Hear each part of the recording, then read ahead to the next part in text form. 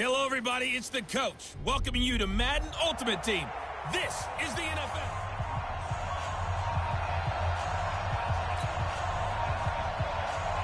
Get strapped in. It's just about time to get the party started. And we are underway from Heinz Field. This will be fielded at the 8th. And nice work on the return as they'll start their drive just past the 30-yard line. So the Steelers offense getting set for their first drive. And they will be led out by the 4-time Pro Bowler and 2010 Comeback Player of the Year, and that's Michael Vick. One of the most unique players in NFL history. You remember the snappy left-handed throw, the ability to break the play wide open. Chris Johnson, nobody in front of him. And into the end zone. Touchdown, Pittsburgh. Chris Johnson, 69 yards. And they are able to strike first here on their opening drive. Now Mike Tomlin says, let's go ahead and go for 2. Let's make no bones about it. On paper, they're the better team. They're at home. That's a strong opening drive. And just think how many times we've seen this type of a matchup. Just what you said, better team at home should steamroll them. And we've seen it go the other way. Sometimes, though, they buy into it and understand we are the better team. Let's go out and prove it right now. This will be fielded at the 6. And he'll make it across the 20 as his guys will set up shop at the 23-yard line.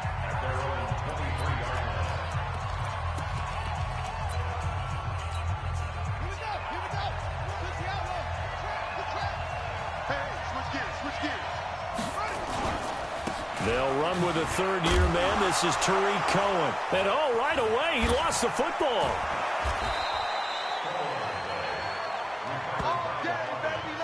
Wow, that ball gets knocked free, but a teammate comes along and scoops it up. It's almost like baseball. Guys at bat, people are on base in scoring position. One guy doesn't get them home. The next guy comes through and picks him up. And avoids the turnover. And he'll lose yardage on the play back at the 37-yard line.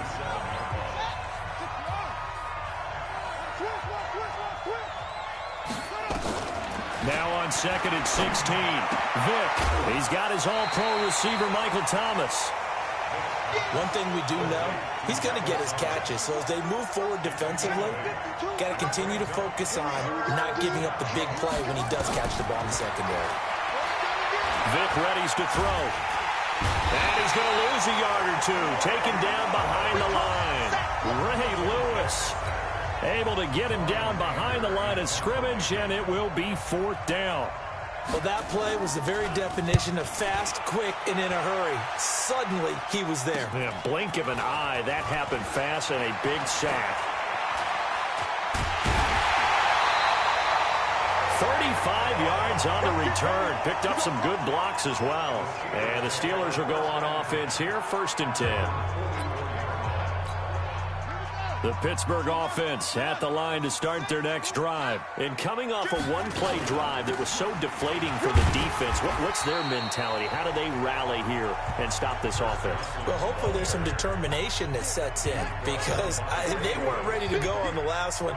Give all the credit to the offensive guys for getting it done, but to allow a run of that length, that's just not being prepared. So now, are they determined? Are they ready to read their keys and make the proper plays? And we'll see how determined they are. 28 yards the gain there on the catch and run.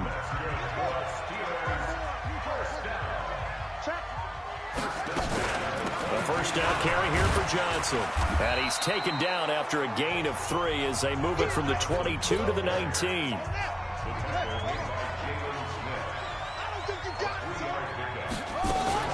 On second down, Johnson. And they've got it inside the 10 at the 8. Let's go, boys. Bring it up. One quarter down, 8-0 the score. I'm scared. Working out of the gun, Michael Vick. Got his man, it's caught for a Steelers touchdown. From 8 yards out. And the Steelers, they broaden their lead. What a great weapon. So often, such a big mismatch. And there's no route he can't run. You name it, he's going to do it, and he's a matchup nightmare for the defense. No matter who they put on him, he's going to win the battle. Well, split the difference, and they're right where they would have been with 2 PATs. They got the two-point conversion the first time. They failed there. Interesting, isn't it? Because the first time you go after your first score, that feels like a gamble. The second time when they tried it again, that felt like, what the heck, right? Because, as you said, even if you miss it, you split the difference, and you're right on schedule at 14 points. Buffalo Bills coming out here on offense. Got another big win in Week 12 at home against Denver. That makes it 2 wins in a row. And now impressive this season, 8-3 here as they start out 1st and 10. Here's Michael Vick. Denzel Ward right there in coverage to get the hand in. Well, once again, they'll go from the 23-yard line on 2nd and 10. They'll run on 2nd down with Cohen. And this will go as a gain of 7 as he gets it to the 30-yard line. That was a really nice run there to bring up 3rd and short. After the incompletion on 1st down, it's awfully nice to have a running back that you can hand it to and put you back in a good situation. This is Cohen. And he takes us up to the 40-yard line before being corralled. Get ready. Get ready.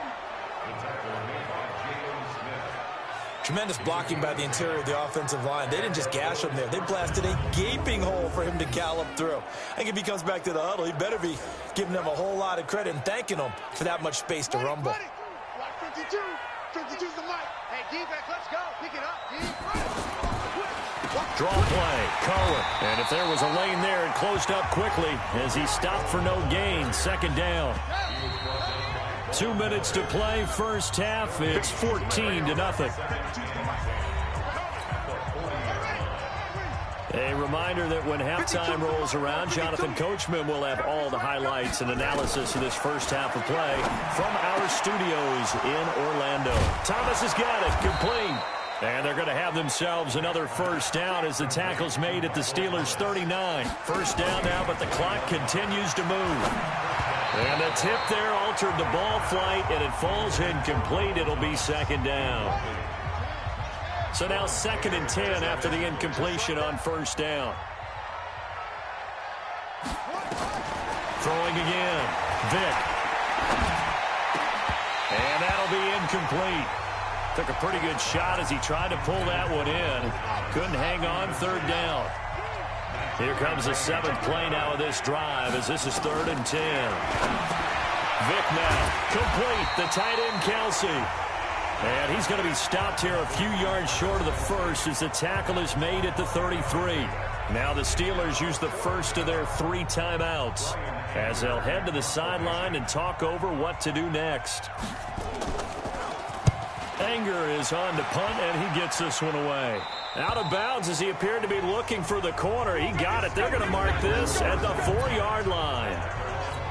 That's a double win there, partner. You keep out of the return man's hands, and you pin him inside the 5-yard line. Pretty darn good. Now here's Vick. He's got his man Sharp complete. And he takes this just about a yard shy of the 20. Pittsburgh getting 16 yards there and also a first down.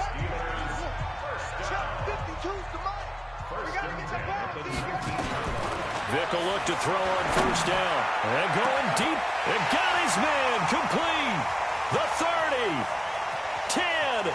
And into the end zone. Touchdown, Pittsburgh. Tyreek Hill, 81 yards. And the Steelers, they broaden their lead. It took them a while to get their speedster involved, but they found him downfield there. And what we've discovered as we've watched games is the speedster doesn't have to have a lot of catches, doesn't have to have volume in order to have a huge impact on the game. His speed scares the heck out of defenses, and other guys can capitalize, but when you finally hit him and he carries it all the way into the end zone, that's what you're paying him for. That big threat that can make big plays on a limited number of catches. That's how you step on the stage with your first catch. Take it to the house. This is taken at his 4.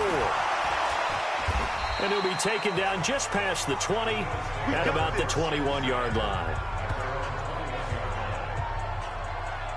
Here's the Buffalo offense now as they get set to take over here. And some dangerous territory. You're already down 3 scores. A 3-and-out here or an inability to put any points up. This one might be over by half. Yeah, and what you also have to guard against is calling every play for a big shot downfield. You know, thinking you're going to get all these points back on one drive. You're not. And last time I looked, it's still the first half. I'm not saying you have ultimate patience here, but you also don't have to go ahead and force everything either. The throw on second down from Vick, incomplete. This defense not going to make it easy for you. They're a physical group, and we just saw it there on that play. He came in, made the contact, just as he's trying to haul it in. Throwing, Vick, and that will be incomplete. They went with the dime look that time on defense, just flooded the field with defensive backs, blanketed everyone, took away all the passing angles, thus the incompletion. He's been a busy man here in this first half as he gets it away. Here's Hill on the return.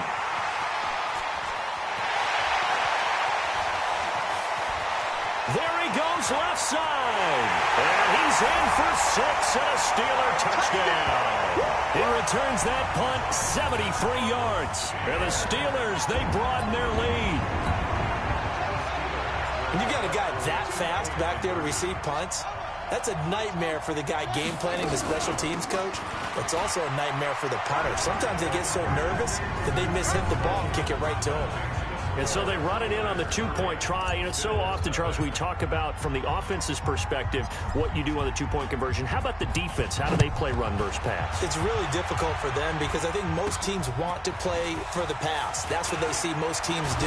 And so are you able to mass enough people inside if the team decides to run it? Very difficult. I think what you're seeing a lot more now, people blitzing the 2-point conversion. They want you to make a quick decision and make it right now. There, the offense wins the battle for 2. Tariq Cohen and the rest of the offense heading back out there. They haven't been able to get him on track. They haven't been able to get this offense on track. No points so far. Maybe it's time to start doing a few different things. Throwing the ball a little bit, maybe featuring other people touching it for a while, and then you got a chance to come back to it when things have changed a little bit. They have to make an adjustment. Still time for him here as we sit in the second quarter. And he'll just keep 2 hands on the football as he'll be taken down after a short pickup. Now the Steelers going to use their 3rd and final timeout as the clock will stop with 20 seconds to go in the first half. Once again, they'll keep it on the ground. And they'll get him down at the 34, and he's going to be short of the first by a few yards. It's a pickup of 6, but it's not going to be enough. And the punt team's going to be summoned on 4th down. 46 on his first kick. This one in that neighborhood as well. Watch out for Hill on the return.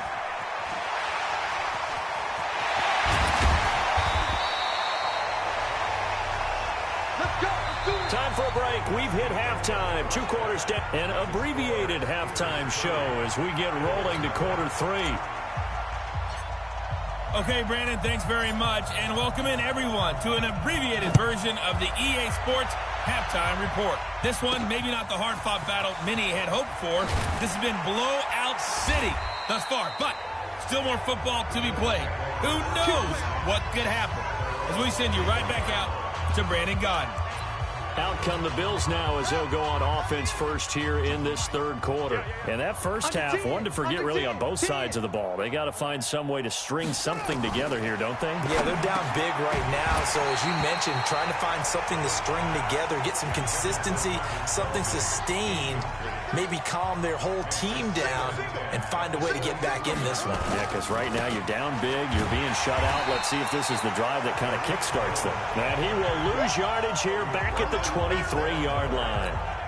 It'll be a loss of 1, and that's going to lead to a 3rd and 11. These guys have punted 4 times already, and they're staring at a 5th, barring a conversion here on 3rd down. It's complete to Golden Tate. And he's going to be brought down short of the first at about the 31-yard line. It'll be a gain of 8, but it'll also lead to a 4th down. One hallmark of good defenses is understanding the game, understanding positioning, and tackling immediately in the secondary after catches. I think we just saw that on display right there. Got to him before he ever had a chance to think about turning it upfield. A terrific return there. 27 yards all told. And the Steeler offense, they're set up nicely as they take over.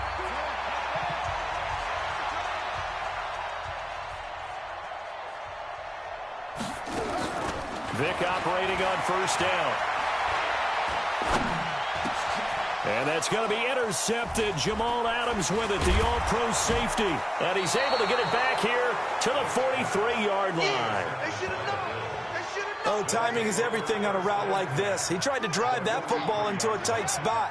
And if you're a little early or a little late, chances are there's going to be someone there. And sure enough, this one's going the other way. And he's going to keep it here.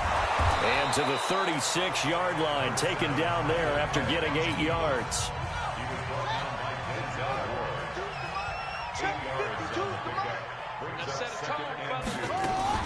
On play action, Vick. Into double coverage, and it's intercepted. Picked off by Patrick Surtain. And he'll get this back across the midfield, striping down to the 47-yard line.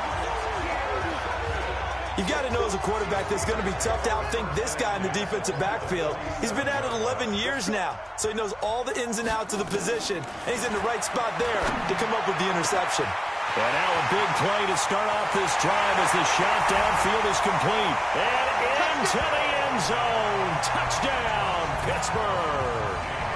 Tyreek Hill, 47 yards. As his guys continue to put this one out of reach. Now Mike Tomlin says, let's go ahead and go for 2.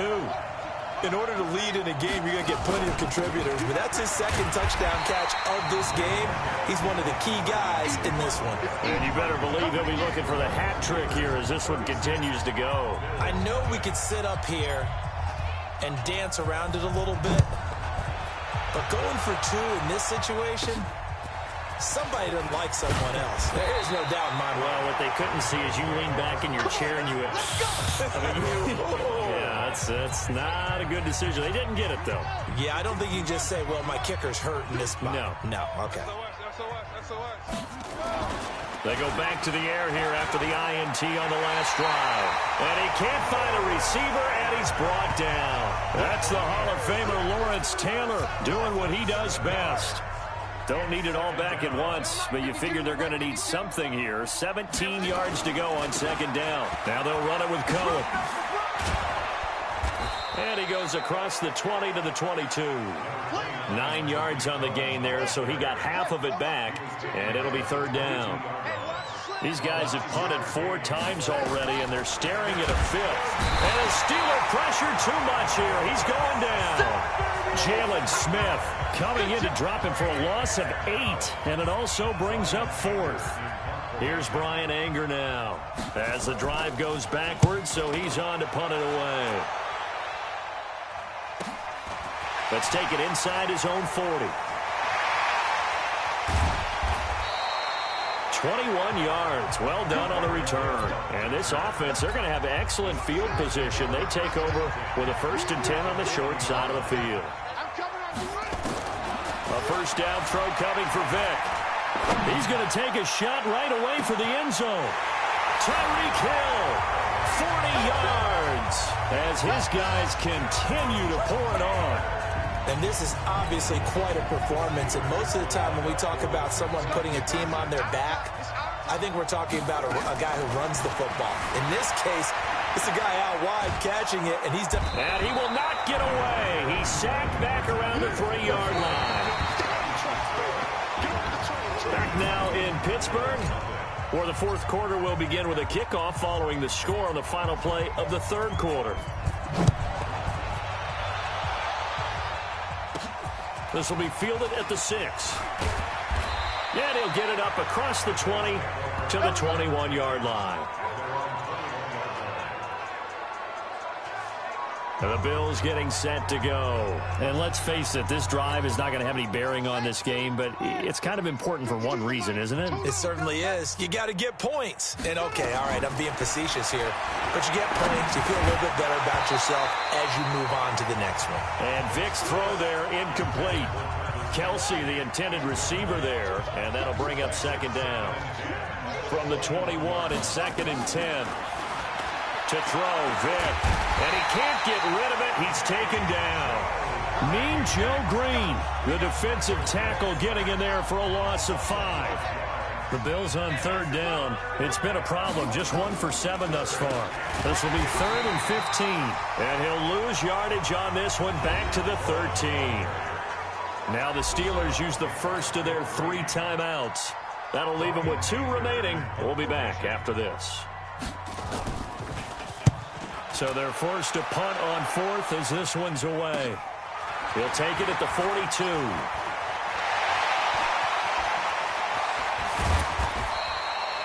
Excellent work on the run back there, 33 yards. And out will come the offense as they take over.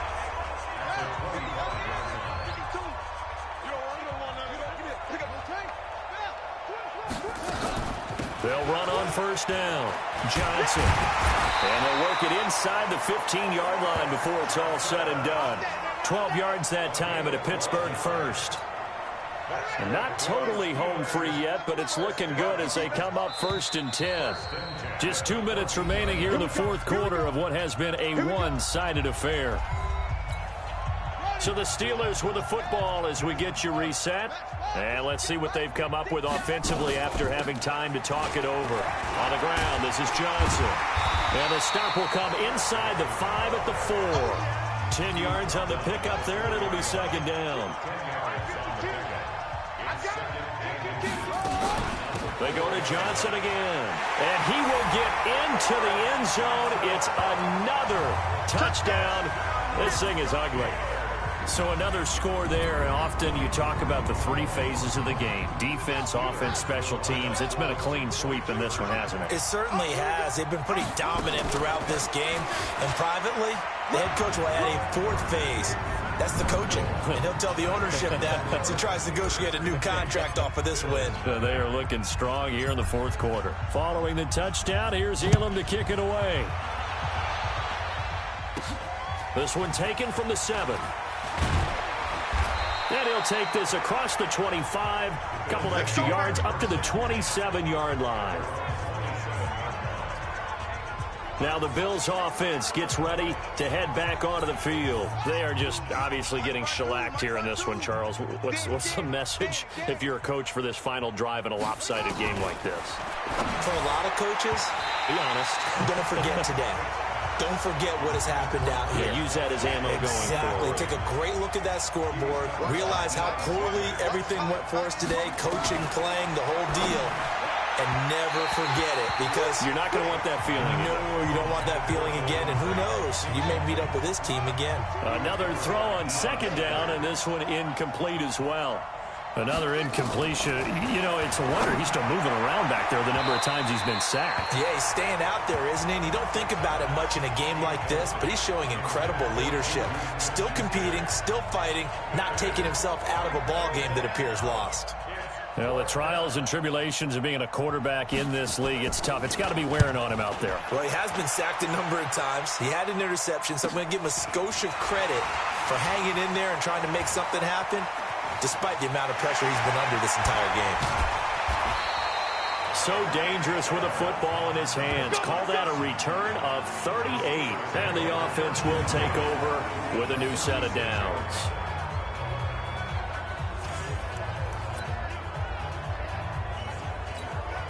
So from the 36 now, 1st and 10. Here we go.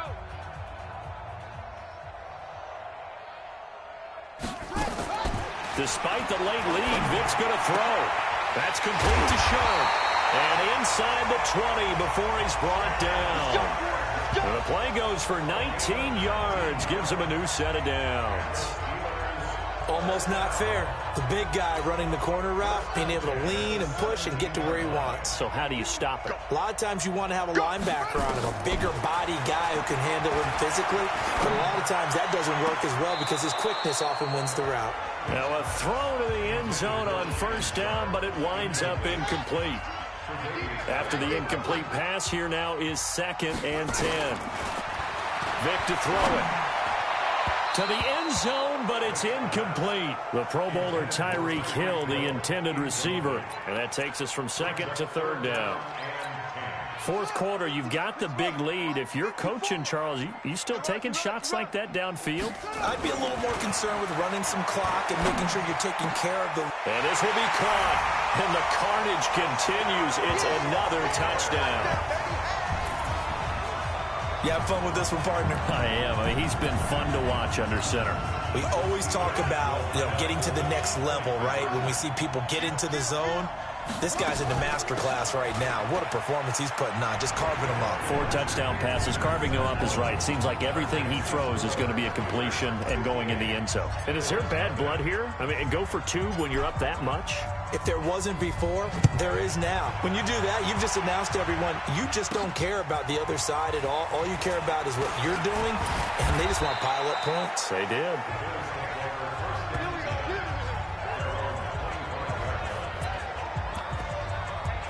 Here's the Buffalo offense now as they get set to take over here. Let's just be frank. They're playing for pride at this point. That's all that's left, because victory, not a chance now. And I can't wait to see how they actually go about doing it, because there are a lot of people watching the body language of the guys on the field now, and if they call plays they want executed, they need to do that and do it really well. Otherwise, there could be repercussions. We'll see how they handle the waning moments of this one. 6 yards on the pickup, and all of a sudden here, it's 3rd down. On 3rd down, Vic. And this is taken in one-handed. What a catch. Now the Steelers going to use their 3rd and final timeout. It'll be their 3rd and final timeout, so as they talk things over, we'll step aside. Here's Brian Anger now as he's on to punt for Buffalo. First kick, 47. This one looks good as well. And it's fielded at the 34. A very good return there. Give him an even 20 yards. And there'll be time for maybe one final play before we hit triple zeros. Get ready, get ready, get ready. Now they're going to throw it here with Vic. It's Hill, complete. Down the numbers. There he goes. And they are going to score again. Yet another touchdown as they just add to their totals. I tell you, Charles, you play to the final whistle, I get that, but there are a few folks that might not be too happy with that score late in the game with it already well in hand. You seem a little squeamish about that last score. I struggle with it. I struggle. But on the other, the argument, I get it, on the other side is, hey, do something about it. Stop it.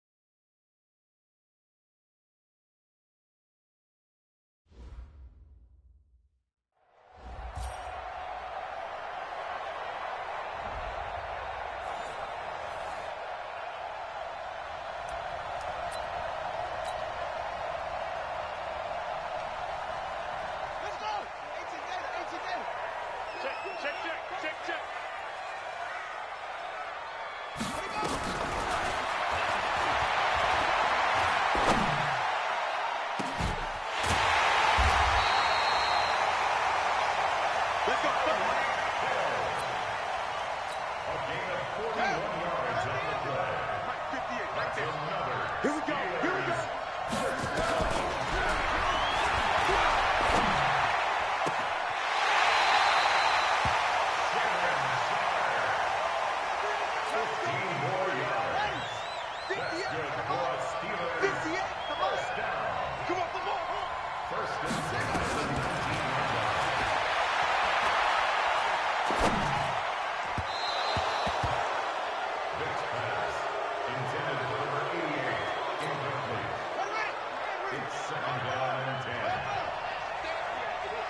He's crashing.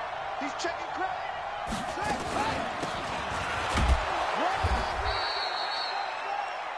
Chris Johnson, the ball carrier. Good job, good job. Mean Joe Green on the tackle. A gain of 1 brings up 3rd down and 9. Ready.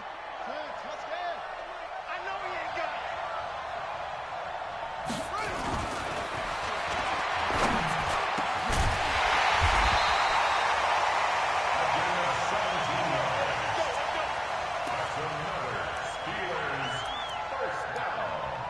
First and goal at the 1-yard line.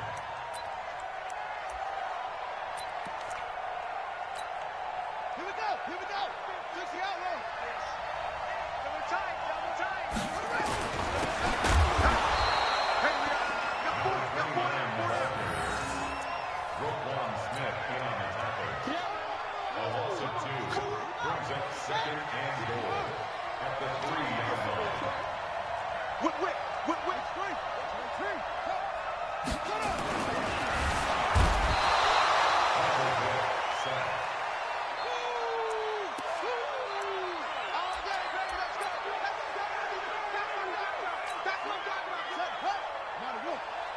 go. Mike 50. Mike 50.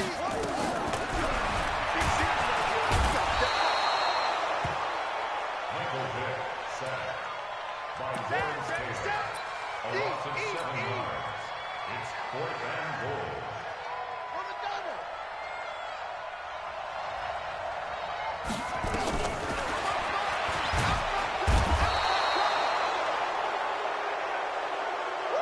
That's what I'm talking about, boy.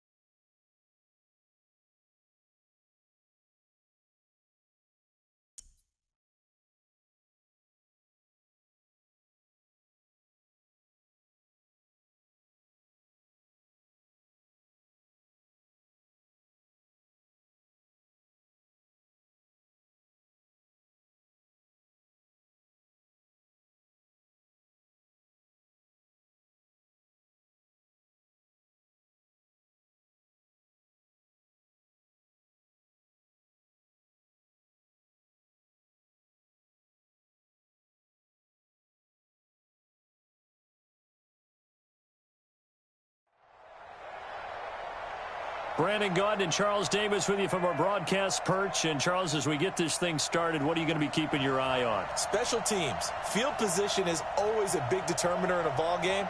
Who sets their offense up for success the best? That team will win the game.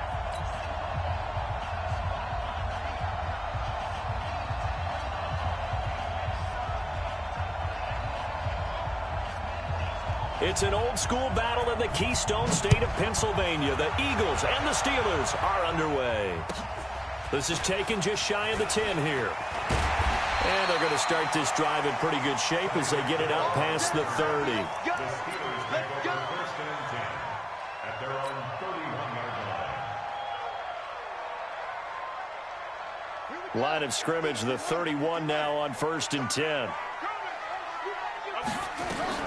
From the shotgun, it's Vick. Oh, he's going to air it out right away. And he knocks the ball away, and it falls incomplete. It was the veteran safety, Malcolm Jenkins, who got a hand in there to disrupt it. Line of scrimmage, the 31, as they line up 2nd and 10. To throw again. Vick. Throw left side, complete to Sharp. 19 yards to pick up there. Move the chains. A lot of tight ends just use their size and their strength, try to occupy some space and kind of body people away and catch the football. But not this guy. He's a refined route runner. Makes me wonder if he took some dance classes in his background with his footwork. And going deep for Hill. And that'll wind up incomplete. Trying to give his man room to run under it, but it's 2nd down. Nice play there to force the incompletion. And to me, one thing's for sure. When you're the underdogs and you're playing on the road, you absolutely have to get takeaways. You've got to get the ball from them. Yeah, win that turnover battle, going to be key. They didn't get one there, but you get the feeling they keep making plays like that, they might just get a few. Yeah, once you get one, defensive teams think they come in bunches. 12 yards that time at a Pittsburgh first.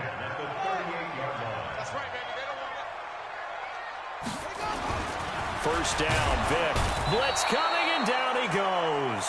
Reggie White on the sack there, showing the explosiveness that led him to the Hall of Fame.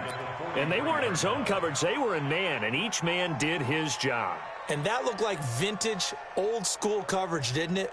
Man coverage reminded me of an old Raiders team. They had a Hall of Famer at one corner and a Defensive Player of the Year at the other, and they just locked people down.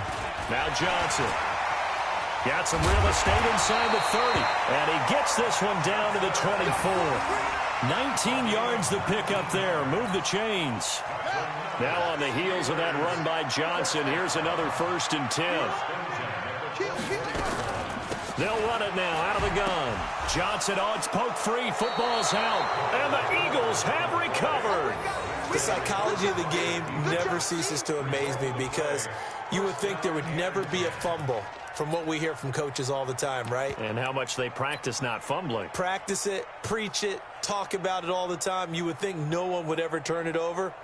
Yet they are humans out there running around, and we just saw another one. Opportunistic by the defense. Here we go. Defense all day. All day. Pick and choose the Mike. Watch Mike. Vick now after the fumble recovery.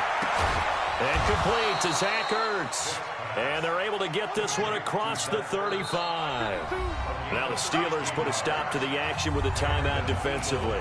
They'll have 2 remaining as we step aside here in this first quarter. Line of scrimmage, the 37 on 1st and 10.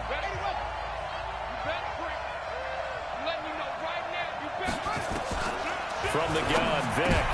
Into heavy traffic, and it's intercepted. Picked off by the Hall of Famer, Night Train Lane. And now off to the races, down the right side. And he brings this one back. It's a pick 6 for a Steeler touchdown. Well, we know this defense has athleticism. Spots like that prove us right. I love the way that you spotlighted the athleticism because you and I both know the best athletes on the field, they play on defense. I don't know. I was a kicker. You got to remember that now. Come on, come on. Fine.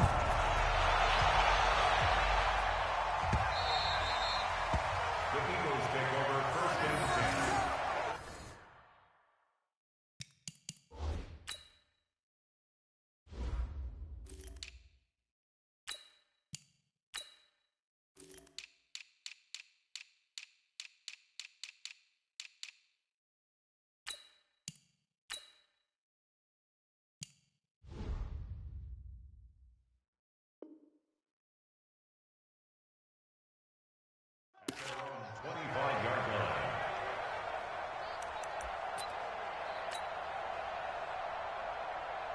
The Eagles offense set to begin their next drive. It's been an awfully slow start for them. This is their 3rd possession.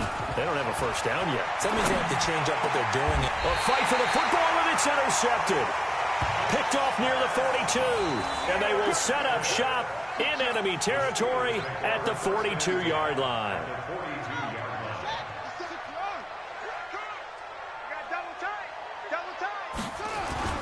So here's Vic following the interception. Open man is Michael Irvin, complete. And all the way inside the 15 before they drop him. 28 yards the gain there on the catch and run. First and 10 at the 14-yard line.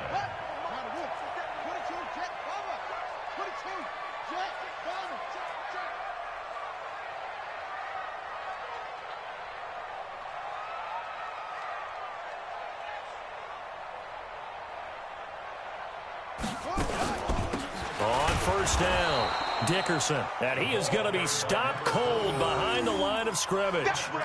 It's a loss of 2 there, bringing up second down.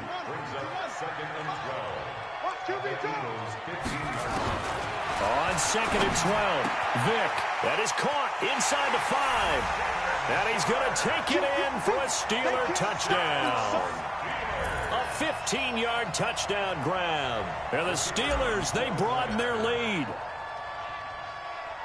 Early on, they have all facets of the game working in tandem. Yeah, you give the defensive touchdown early, give you the first score, and then your offense piggybacks on top of that and gets their own. And any coach we've ever talked to, we've had that conversation with them prior to the game, they always say, you know, if we can score on defense or special teams, that gives us like a 95% chance of winning the game.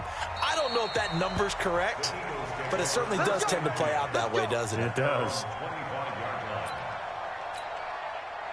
The Eagles offense set to begin their next drive. Already down 2 touchdowns here in the first half. This becomes a pretty important drive, doesn't it? It certainly does, and a lot of the teams script plays. We know that, right? They have a script to start the ball game, and typically those scripts go between 12 and 24, 25 plays.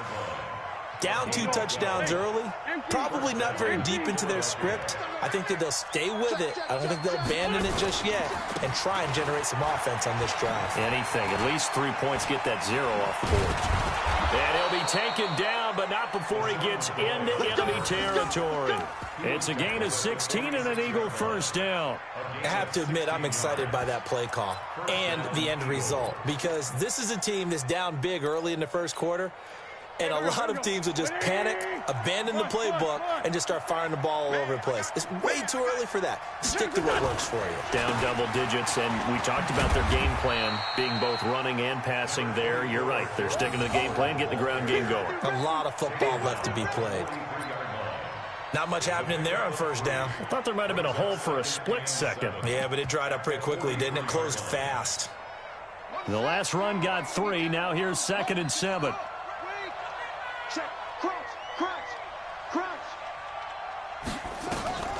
They'll try to throw it here. Vic. But he's got the hook up here to Deshaun Jackson. And they're going to have themselves another first down as the tackle's made at the Steelers' 20-yard line. Okay, what can't Deshaun Jackson do? All right, we know about the catches. We just saw another one there. Also gets involved in the return game, and he can break big plays like that. We've seen him do it throughout his NFL career. We have. What are you thinking of anything in particular? I'm still remembering a certain Giants punter not following orders, and Deshaun Jackson made that big-time return all the way back for a game winner in that one. I still remember seeing the looks of disbelief on the Giants sideline. First and goal, and they got to be thinking a chance to get right back into this football game. Here's Michael Vick. It's caught by Jackson. And he is into the end zone. Touchdown, Philadelphia. A 2-yard touchdown grab as his guys are on the board here in this first quarter. As they began this last drive, things weren't exactly looking up for this offense. But after what they just did, putting the ball in the end zone, that took them away from the brink of possibly being knocked out of this game. Through one quarter, 14-7 our score.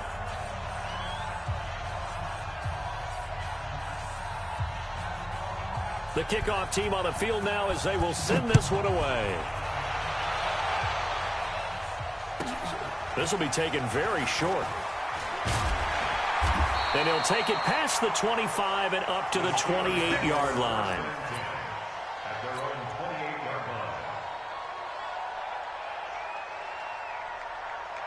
The Steeler offense here about ready for their next drive. And they're hoping to redo their efforts in the last drive when they got into the end zone. And just think of what it's like now on the sideline. Because when you score a touchdown, you have to go over and look at the tablet and see what you did on the last drive.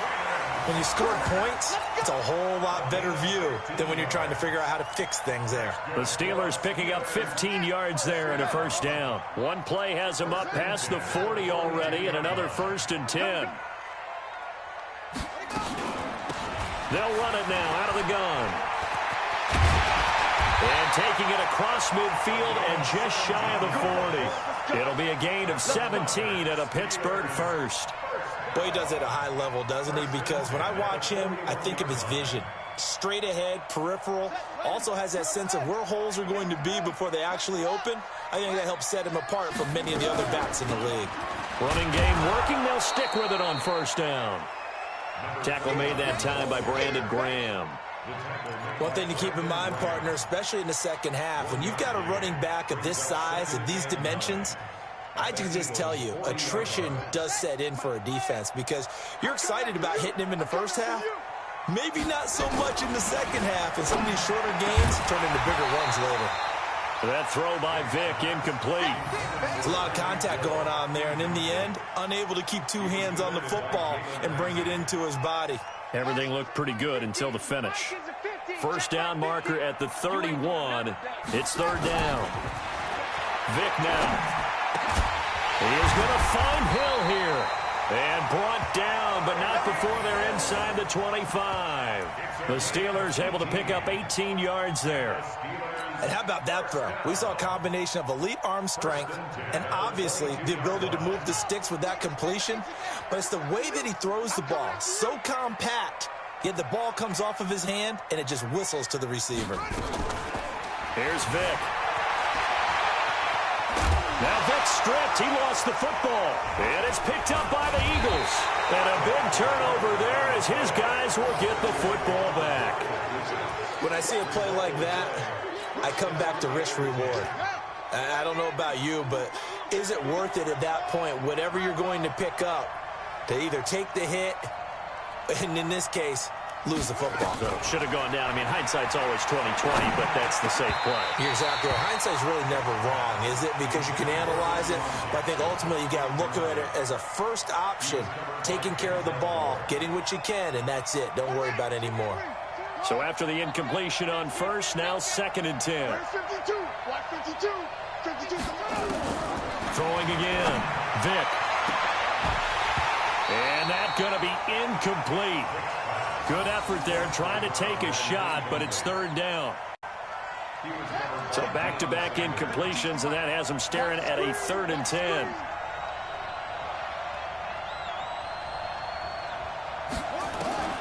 Working out of the gun, Michael Vick.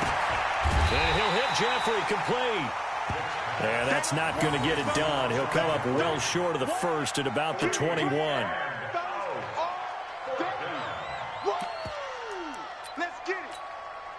So it looks like the offense isn't going anywhere. They're going to go for it on 4th and 7. The Steelers signal for the second of their timeouts. So as they take it over, we step aside.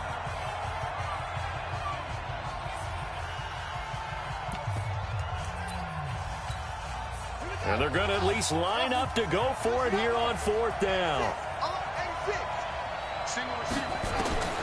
They will indeed go for it. Vic. 1:57 to go in this first half on EA Sports.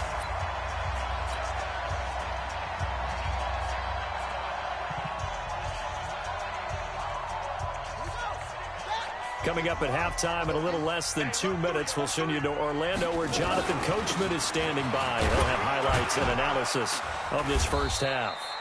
And he'll get it down this time to the 17. The linebacker Ryan Shazier there to make the tackle. The run got 4. Now they deal with a 2nd and 6.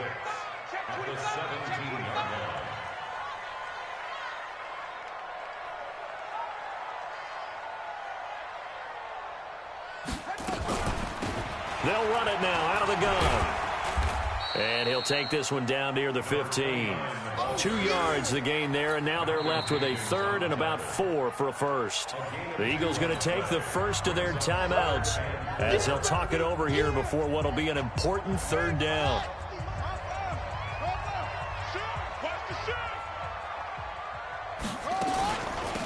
They'll run it now out of the gun. And he gets the first down yardage he needs before he's brought down at the 6. Now the Eagles will use the second of their timeouts. And they'll be disappointed to have to burn one there after giving up the first down. Here we go. Keep running. Keep running. Defense, keep it up, guys. Check out read. They'll try and run for it on 1st and goal. And he gets halfway there from the 6 to the 3 on a gain of 3.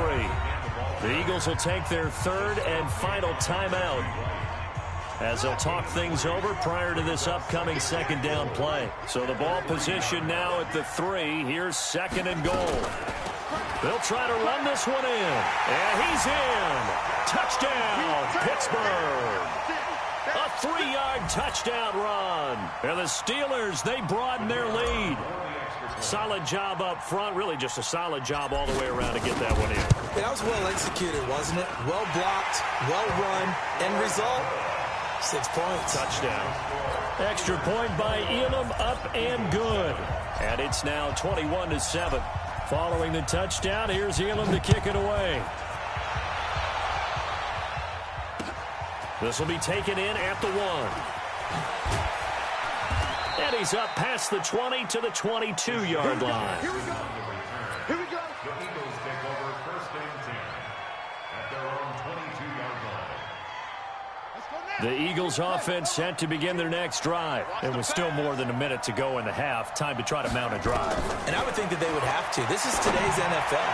You got to push it whenever you get an opportunity. You can never have enough points with the high-powered offenses that you face. And analytics will tell you, try and score when given the opportunity. So after the incompletion, 2nd and 10 from the 22. Vic readies to throw. He's going to let this go deep for... Oh, and now Vic throwing another interception. Picked up by Denzel Ward. Brandon, this is a veteran quarterback back there. He should know better than to make a throw like this. This is definitely not his best ball, and I think he knew this was trouble the second it was leaving his hand. So good field position for the Steelers as they come up 1st and 10 on their side of midfield at the 47. He's got his man Sharp complete. And he goes down, but not before getting this inside the 25. Good yardage after the catch. Is that play good for 30 and a first? So the big play gets him all the way down to the outskirts of the red zone here for 1st and 10. Now here's Vic. That is caught right at the 10-yard line. And he's in. Touchdown, Steelers. 23 yards for the touchdown. And the Steelers, they broaden their lead. I heard a coach talk about those late-in-the-half scores, especially ones that give your team a pretty decent cushion. He said those could be the ones that can finish off a squad if you let them. Yeah, they've got the cushion. This half has been theirs. Following the touchdown, here's Elam to kick it away.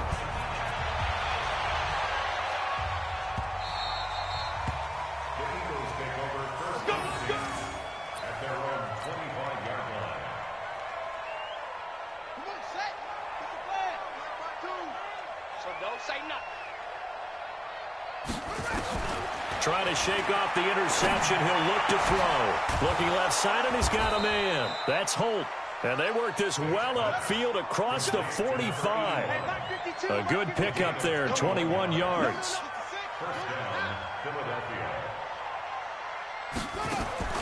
Vic will look to throw on 1st down. Nowhere to escape, and he goes down. Give the sack to Lawrence Taylor. Protection certainly going to need to be a bit better here on 2nd and 16. The throw on 2nd down from Vic, incomplete. He was covered by Deion Sanders. An incomplete pass on that last play, and that means they'll need to come up with something here on 3rd down. First throw now for the backup Wentz. Looking for Ertz, but it's intercepted. Deion Sanders, the Hall of Famer, with a pick. And he will be brought down as time has now run out on this first half of action. That's it for the first half. 2 more quarters to go. We'll have plenty more to see after the break. All right, Coach, thank you, and we welcome everyone back for quarter number 3. Both teams appear ready for the fight ahead, and we resume action here in quarter number 3.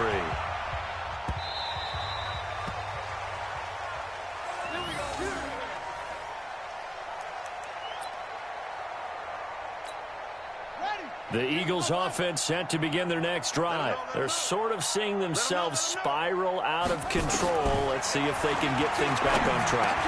And this is where the coach is walking that line of being calm and really being firm with his team. I had one tell me once, when we were having a tough patch, this too shall pass, this too shall pass. And if we kept having a rough patch, he said, but you got to do something to make it pass. And that's what they have to do. They've got to get some control back, get themselves reasserted, and calm things down. See if they can get calm and reassert themselves here. They'll try again from the 36 on 2nd and 10. To throw again. Vick. And this one incomplete. Too much contact to hold on to that one, and it's 3rd down. This offense in desperate need of a conversion as they come up on 3rd down. Where's 52? Watch 52. It'll be Vick once more. It's brought in by Jeffrey. Still just the 3rd quarter, but they've got to make something happen. I think they know that. They're going for it on 4th. Hey, you're on an island over there. You're on an island. 52's the mic.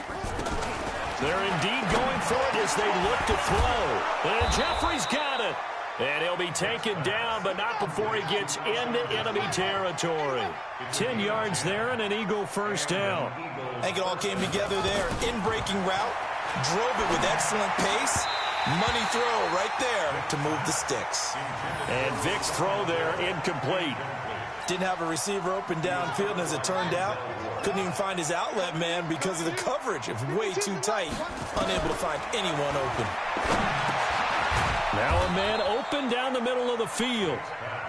That was play number 7 on this drive, and it got him 7 yards. A 2nd down completion got him 7.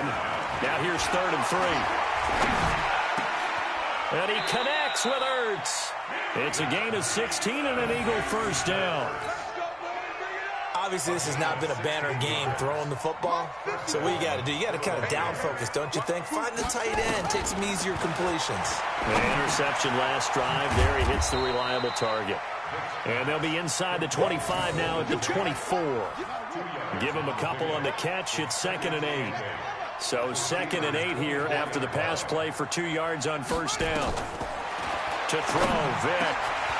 That's incomplete. Nearly another pick. My goodness. I'm trying to decipher what's going on out there because I don't know if he's just getting bad reads. I don't know if the defense is confusing him. I don't know if he just has, bad info and intel before he snaps the ball. But he's made some pretty bad decisions with the football lately. Yeah, several bad decisions on the interceptions he's thrown in. Frankly, that should have been another pick right there. They're able to convert on 3rd down, and that sets up a 1st and goal.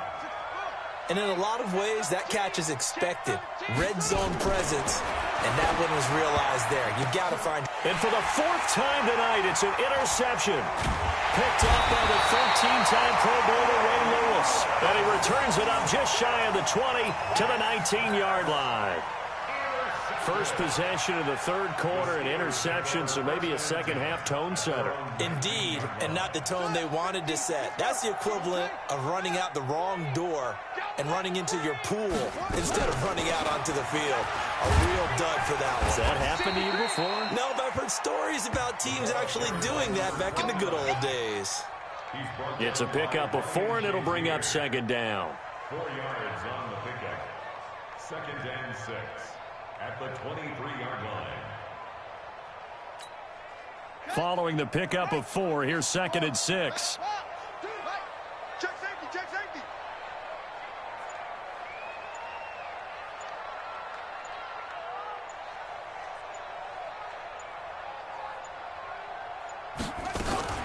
They'll keep it on the ground. Dickerson. And he'll take it forward for about 5 up to the 28-yard line. third quarter and you've got the lead, you're not ready to go into that 4-minute offense to close the game out, but a running game can really benefit your team right now.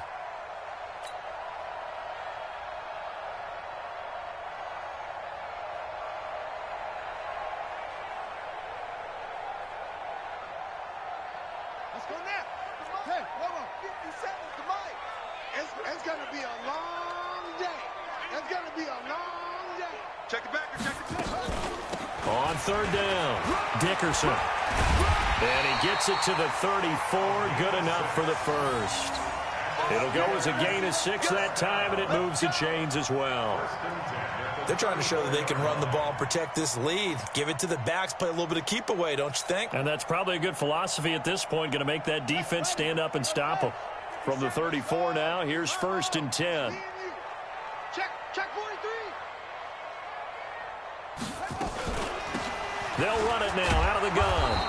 Trying to run inside, but nothing there. Call it no gain on the play, and it'll be 2nd down. No gain on the play. Brings up 2nd and 10 at the 35-yard line. Come on. West. Switch.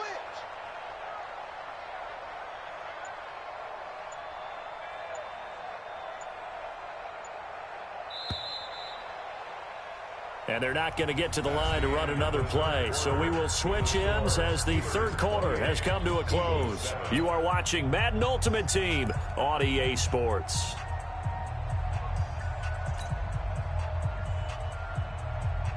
Let's go. HT data. They can't hang with us. On 2nd down, Dickerson. Give him 6 yards on the carry. It's going to be 3rd and 3 now. Bottom line, they want to keep this clock rolling, so they'll take that one right there. They just want to keep falling forward, and they want to put the onus on the big fellas up front in order to bring this one home.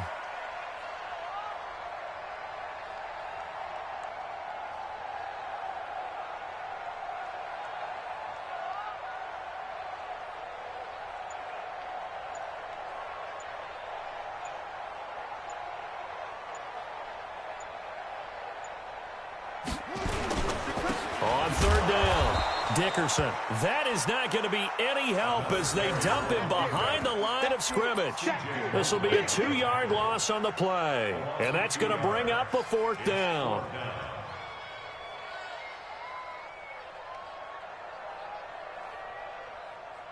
And no move to get the offense off the field. They're going on 4th and 5.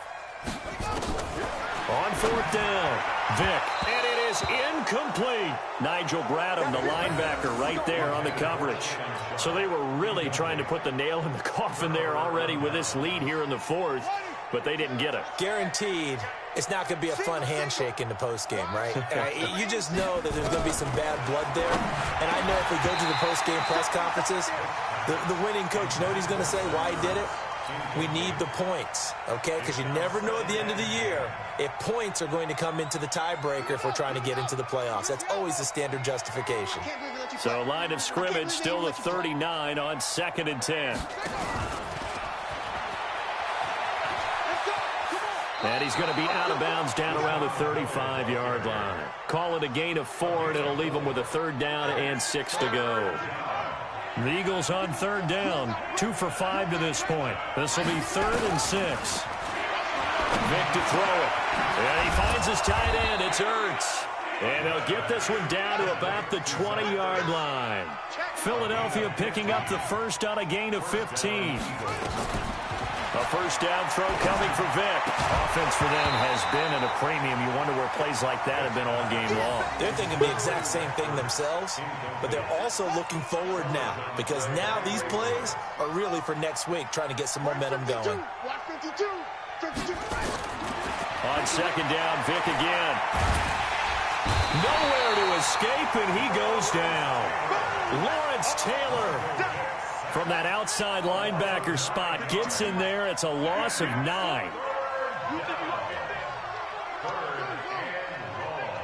52's the mic, boys. 52. I got you, son. 3rd and long for Vick. And now here is another interception. Picked off by Patrick Surtain. And he will take this all the way up past the 40-yard line.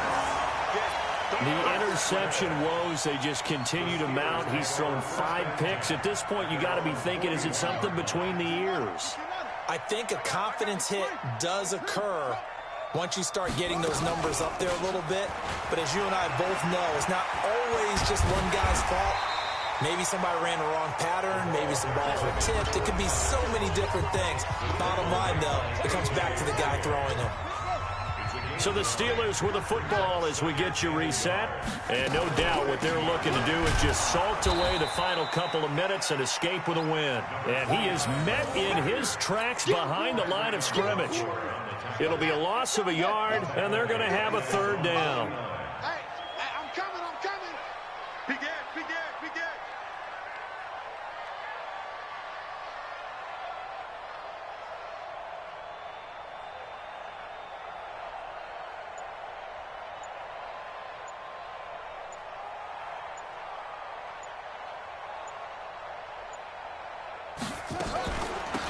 They'll run it now out of the gun.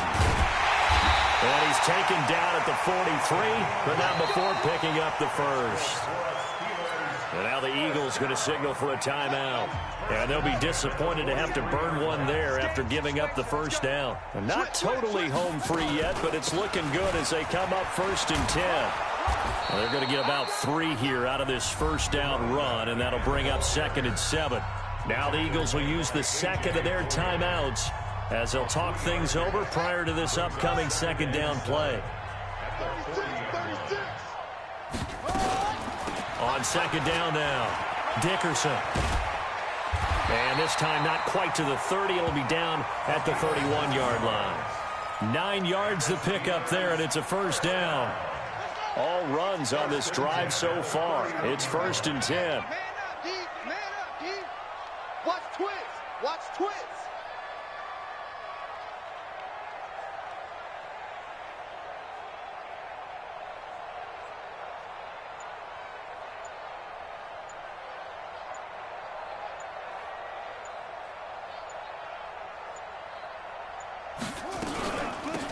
They'll run it now out of the gun. Trying to find a lane, but instead he'll get back to the line of scrimmage.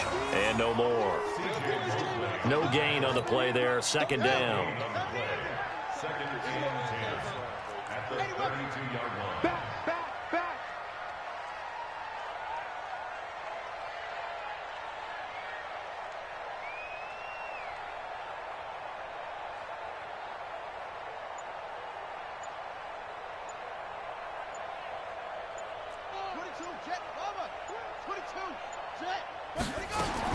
Despite the late lead, Vic's going to throw. And that is incomplete, stopping the clock with 5 seconds to go. He was trying to get it to Tyreek Hill that time. And that'll make it 3rd down. Now play number 7 of the drive as they're looking at a 3rd and 10. Throwing Vic. He'll get the first down and more inside the 20. And finally wrestled down at the 8-yard line. So this one in the win column for the Pittsburgh Steelers. And it was a bit of a strange game. They were helped.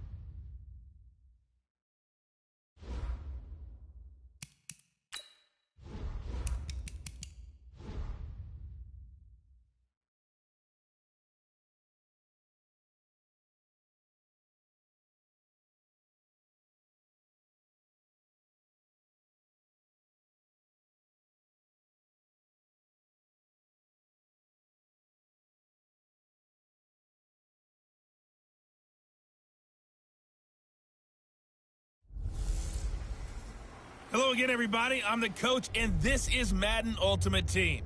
Hope you're ready because we've got another good one on tap. We're just about set to get started, and this ought to be a good one between the Pittsburgh Steelers and our home team. So with that, let's get up to First Energy Stadium in Cleveland. For the call, we welcome in our broadcast team, Brandon Godden and Charles Davis. Brandon Godden alongside Charles Davis. Before kickoff, Charles, quickly your keys to the game. Well, partner, I can give you the standard ones, turnovers, special teams play. But here's one that doesn't get talked about much anymore, and that's time of possession.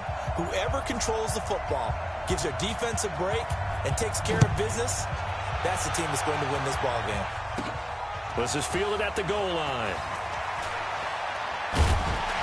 And not a bad return. Here he gets it out to the 25-yard line. So here are the Steelers now to take over for the first time. Bringing them out onto the field, Michael Vick, the all-time leading rusher from the QB position, over 6,100 yards. Yeah, he averaged 7 yards per carry. Another NFL record for him. How about the nicknames that people gave him? The human joystick, the human cheat code. I'm just telling you, watching him play, I pulled muscles in the booth watching him, thinking about trying to tackle him. He was that type of a player, hard to get on the ground. Throwing to start the drive. Vick, he's going to take a shot right away. And that will be incomplete. Would have been a big hitter if they had connected. Instead, it's second down. An incomplete pass leads to 2nd and 10 from the 25. Throwing again. Vick gets this one to Hill. And he finally goes down at the 23-yard line. Well, partner, I'm not sure how this drive's going to end, but how about the way they flip field position there? A nice attacking play that picked up a heck of a chunk of yardage. They'll run for the first time with Johnson. And they'll get this down to the 10.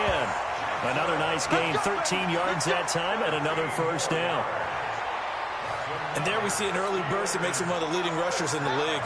Well, I want you to know, I listened to you yesterday when we were watching film. You said write down the word vision for him. It was on display there, wasn't it? It certainly was, because he allows the blocks to set up in front of him. And if that continues, it'll be a long afternoon for those guys trying to play some defense. 2nd and goal from inside the 5. From the gun, a run for Johnson. And he'll get this one back to the 5-yard line, but no further than that. No gain on the play there, and they're going to need to come up with something better here on 3rd and goal. They'll try to run it in. Johnson, and he's into the end zone. Touchdown, Steelers.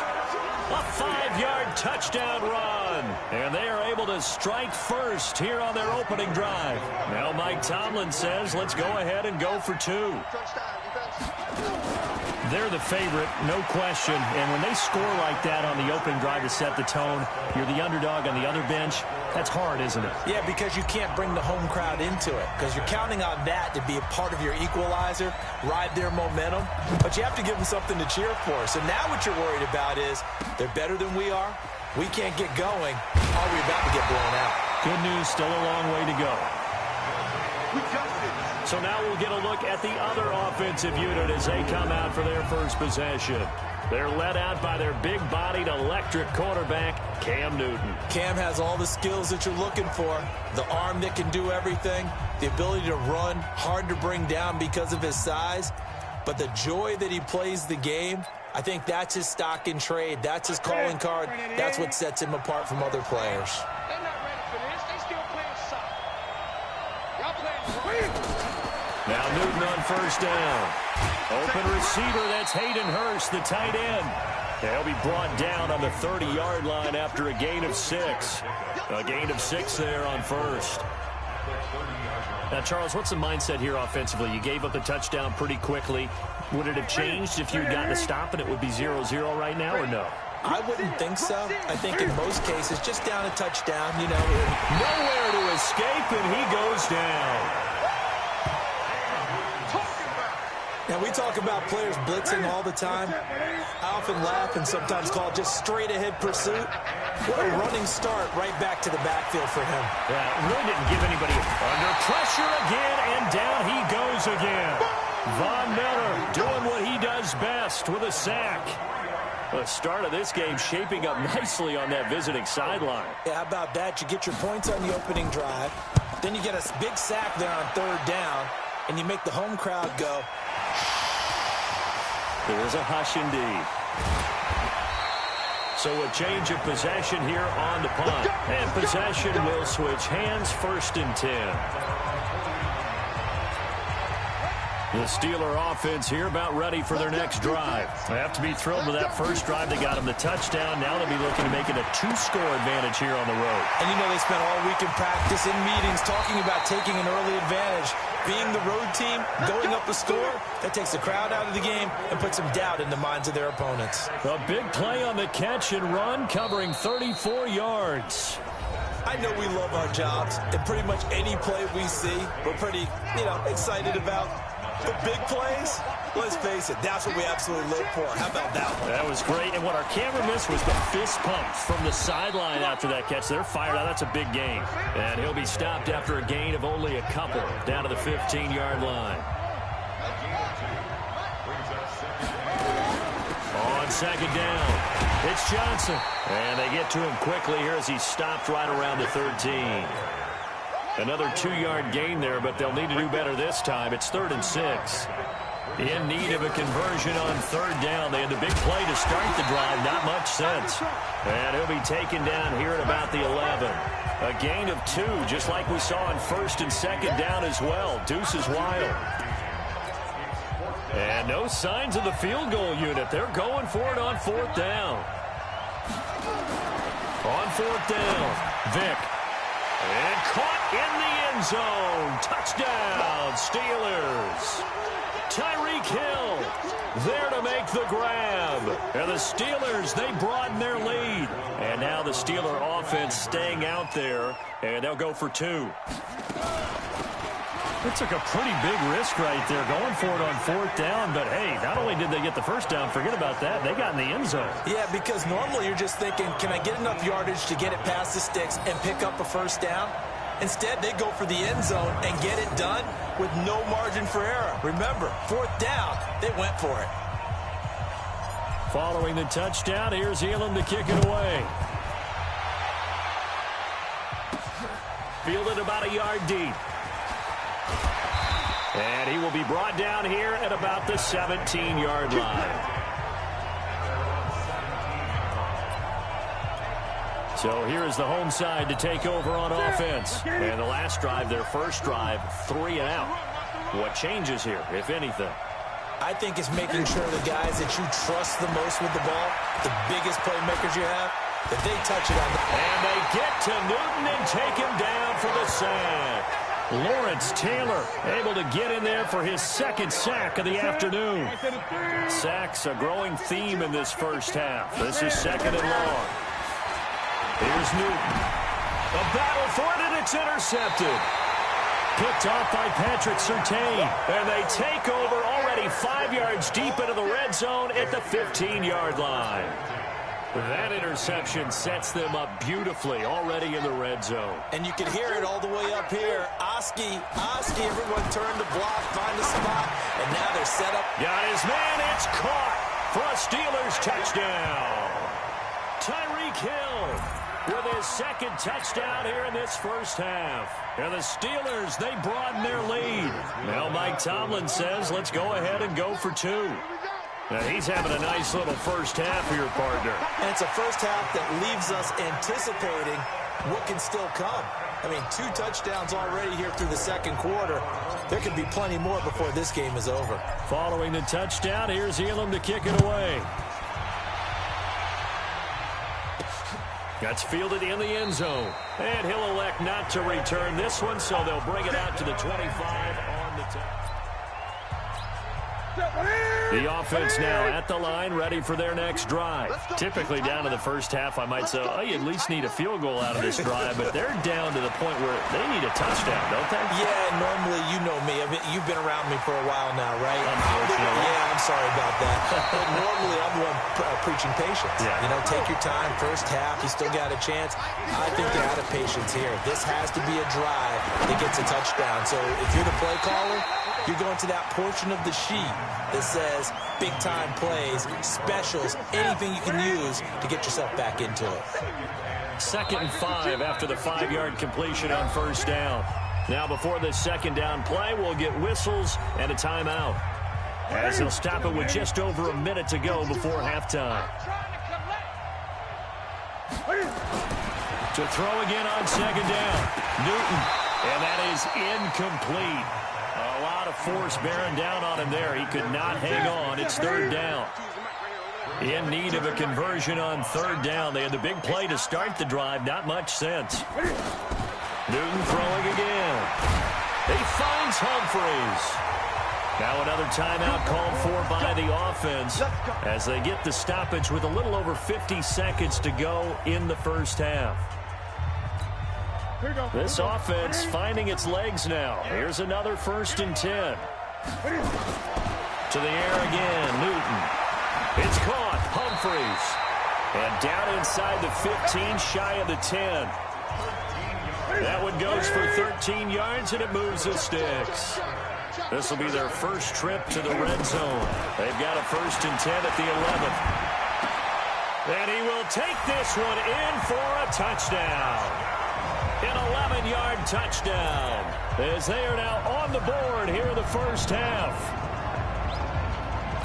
Now, the scoreboard still does not look good, but at least they polished off that goose egg. Yeah, they've been thoroughly outplayed in the first half. Finally, a little spark of life, but it's going to take a lot more to add to that flame for them to thoroughly get back into this one.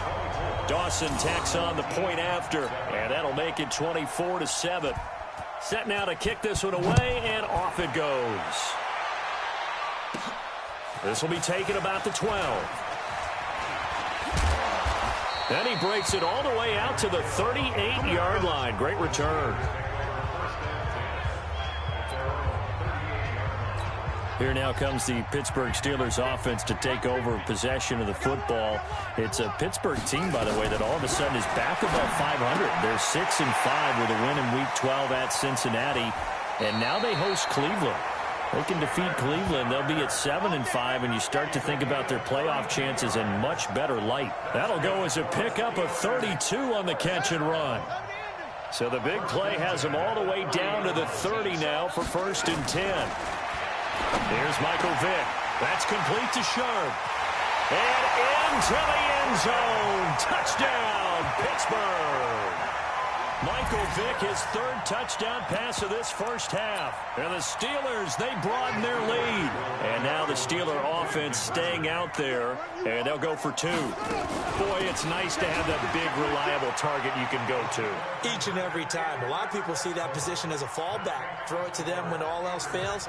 Not at all. This guy can make plays, and that's exactly what he just did. Yeah, play here for a touchdown. Following the touchdown, here's Elam to kick it away. This will be taken in at the 1. And he will be marked down right there at the 20-yard line.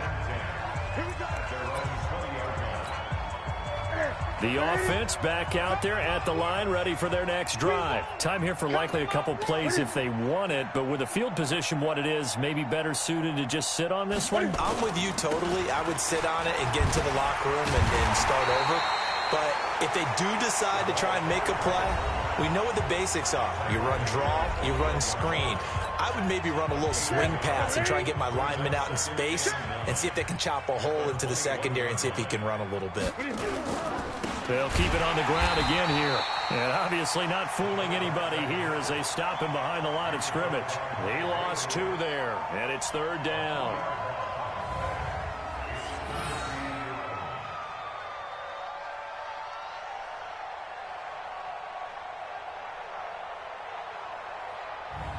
So 2 quarters down. All right, hang on. We'll jump over halftime.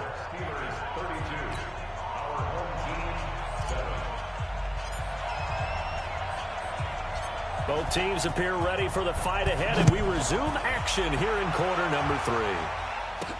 This is fielded a couple yards deep. And he'll get across the 20 before he's brought down at about the 23-yard line.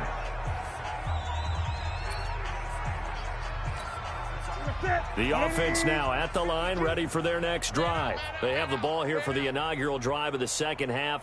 Pretty big deficit, though. We'll see what adjustments were made in that locker room. And I never want to make something more important than it actually is, right? I don't want to create more hype than what is there. But this is I'm doing it, though. This is a really important drive. And we often talk about teams scripting plays to start a game. A lot of them script to start the second half, too. And they're scripting something that they expect to get them into the end zone and back into this game. We'll see if that script is a good one for them. Ready? Look at it. Check 52's the mic. Hey, here we go. Look at it. Throwing again on second down. Newton. And that going to be incomplete. A lot of contact, no call, and it's third down. An incomplete pass on that last play, and that means they'll need to come up with something here on third down. Now it's Newton. And that is incomplete.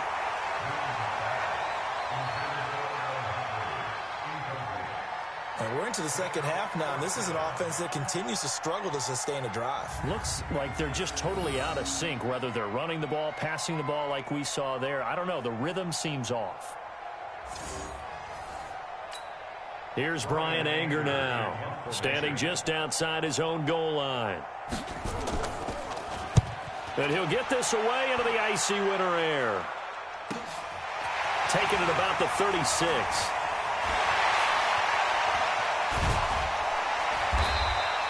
An excellent return that time, 26 yards. And the Steelers will go on offense here, 1st and 10.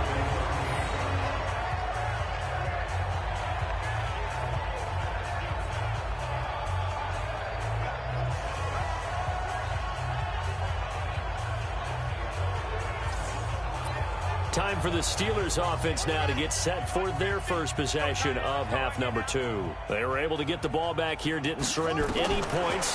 Now they'll look to add to that lead. Now how about the boost the defense gave them? Going right out on the field, shutting them down, not giving up any points, and turning the ball back over.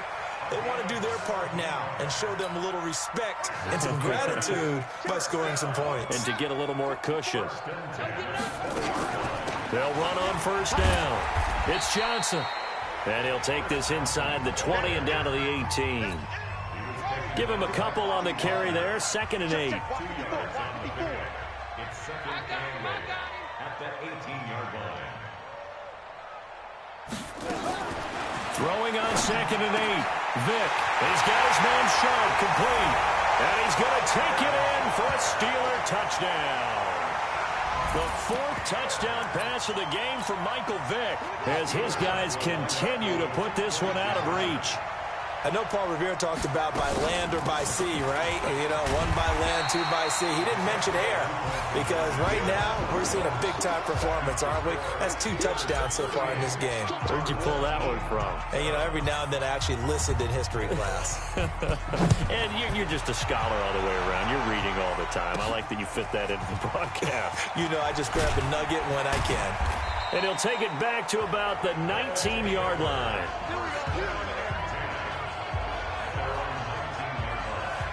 So here is the home side to take over on offense. And on the last go-around, they really couldn't get anything going. They had to punt from deep inside their own territory, which means they're going to lose the field position battle as a general rule.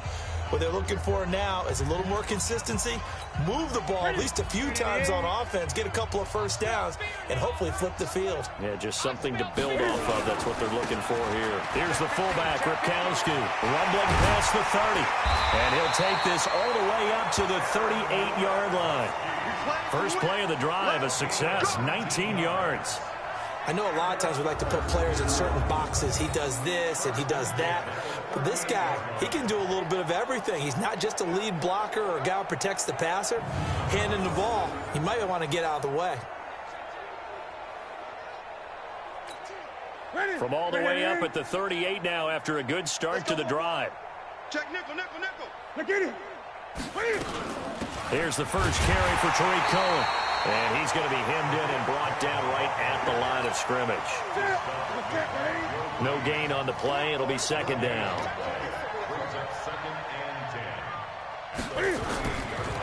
On the ground with Ripkowski. Trying to keep those big legs churning, but he's going to go down in the backfield. It's a loss of 2, now 3rd down.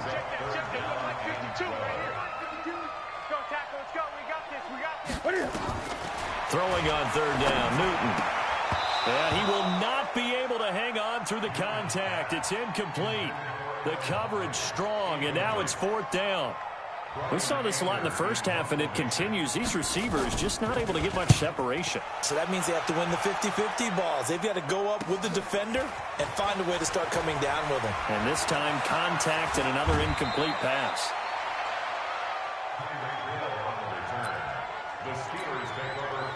The Steeler offense here about ready for their next drive. This is sort of what you would call a put-away drive. As they score here, especially a touchdown, it's almost out of reach. It certainly feels that way, and I think that they're going to call their plays accordingly, because what you really want to do, even though you know the scoreboard is still up there and the game's going to go on, in fact, you can take the spirit away from another team, that their drive and will to come back and win can be taken with another score right here. Still 3rd quarter, but you just get that feel. Yeah, they're teetering right there on the brink, aren't they? And taking it across midfield and inside the 45. 12 yards that time, and a Pittsburgh first. 1st down, Vick. Open man is Hill. He's got it. And they'll wind up getting this one all the way down inside the 20. 25 yards that time. Not totally home free yet, but it's looking good as they come up 1st and 10. Here's Vick. That is caught at the 7. And he will get into the end zone. It's another touchdown. This thing is ugly. And now we've hit that stage of the game, partner, with one of our predecessors, one of the great commentators of all time.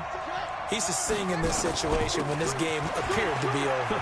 I know the fat lady's been singing for some time. No, not her at all. This is one of our guys. She's singing too. Oh, she's singing. She's on like the 5th tune. Yeah, she left Scales way behind, but he used to sing something about turning out the lights. The party was over. Short kick here, fielded about the 17. And he'll take this across the 25, a couple extra yards, up to the 27-yard line. So here is the home side to take over on offense. And with this deficit, you can't have too many more drives like the last drive where you had to punt it away. You know what I would tell my offense right here? The punter doesn't exist, guys. He doesn't even exist. He's not a team anymore. I just cut him, all right? So you got to go out and create some offense for us here and give us some points. No way does that guy get on the field in this drive. Poor punter. Yeah, it wasn't his fault. But, hey, listen, there's got to be casualties at times. We're trying to win a game. So it's our home team here in possession of the football as we come back. They're looking at 2nd down now as they search for a consolation score. Looking to throw again on 2nd down. Newton throwing right, and that's complete. And he'll be taken down, but not before he works it past the 50. 19 yards to pick up there. Move the chains. Newton now to throw. He's got a man open. It's Cameron Meredith. Now you've got to hustle your guys to the line and get them set. To throw again on 2nd down. Newton. And his throw is incomplete. He was looking for Tyreek Hill that time. And it'll bring up 3rd down. Now they face a 3rd down and 4 after that incompletion on 2nd down. To throw is Newton. And his crew will take over with a football at the 35-yard line. All smiles and high fives on that defensive sideline. That interception will cap off what was truly a tremendous performance. Yeah, if you can hold a team to 7 points in the NFL, that's the kind of day that you feel really good about. And this will be caught at the 30. And they are going to score again. Yet another touchdown as they just add to their totals. Well, this is exactly where I expect teams to take a shot. Right after a turnover, you count on the defense being a little bit jumbled coming out on the field, maybe catch them back on their heels, and that's exactly what they did there. They threw it downfield and really created a big play. Yeah, you said jumbled. They were the definition of jumbled defensively. One play and into the end zone. Following the touchdown, here's Elam to kick it away. This is fielded at the chalk of the 10. They'll bring it back to just about the 25. Call it the 24-yard line. The offense back out there at the line, ready for their next drive. They've lost this one. Their offense has struggled. Do they try to put together something here at the end just to take into next week? Yeah, sometimes teams want to do that, and coaches want to. I remember one time I was on a team, and we were losing late in the game like this, and you knew it was lost. It was over, right? And the coach called a running play and pretty much said to everyone, I want to see something executed well before we get out of here. And that was the message to the team. Just something to build on. Just something to build on, get it done, and maybe we can look at that and say, we'll get better as we go forward. The last completion actually lost a yard, so now they'll need to convert on third down. He gets it to Humphreys. And he will have a first down as they get him to the ground at the 37. Quick slant there, gets him the first down, 6 yards on the play. Again, Newton gets it to Meredith, complete. And down he goes at the 45 after a pickup of 9. That last catch short of the marker by just a yard leaves him with a very manageable 2nd and 1. Throwing is Newton. Gets this to his running back, Tariq Cohen. And he got blown up. Losing yardage on the play back at the 44.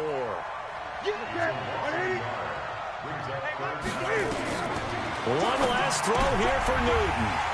And that is intercepted by the Pro Bowl quarterback, Denzel Ward. And he brings this one back. It's a pick 6 for a Steeler touchdown. That's the story of the game. They've been suffocating all game long on defense. They were suffocating there again in a big way. And they've done it not just by out-athleting them, which is often the case, but by being able to adjust to anything they tried to throw at them and beating them to the punch each and every time. This was a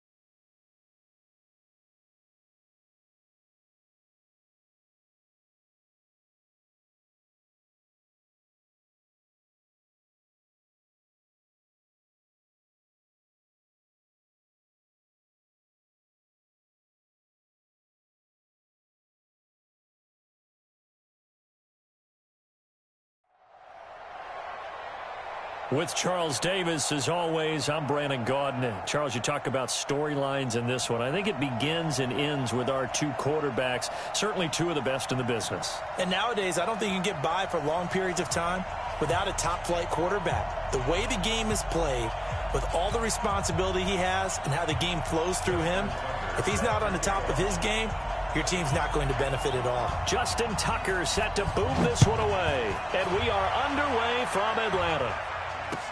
That'll be taken in the end zone. And the decision to come out is going to cost him 5 as he's taken down right at the 20. The Steelers take over first and 10 at their own 20-yard line. Let's go now.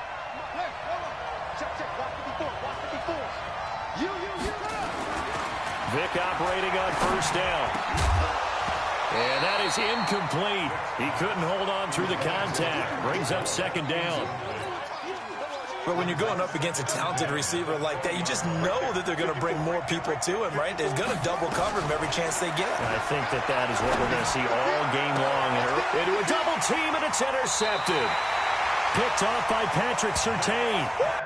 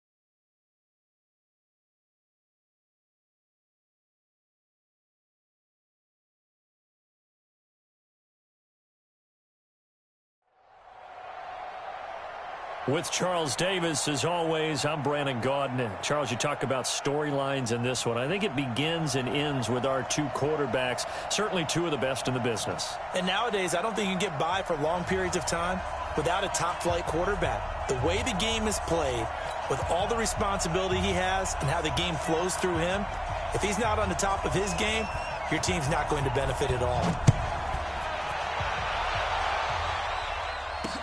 This is fielded a couple yards deep. And a good effort on the return there. Gets him across the 30 to the 33-yard line.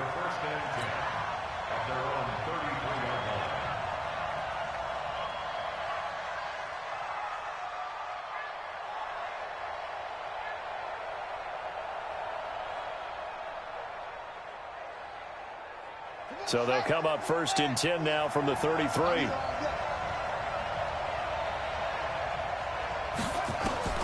From the gun, Vick.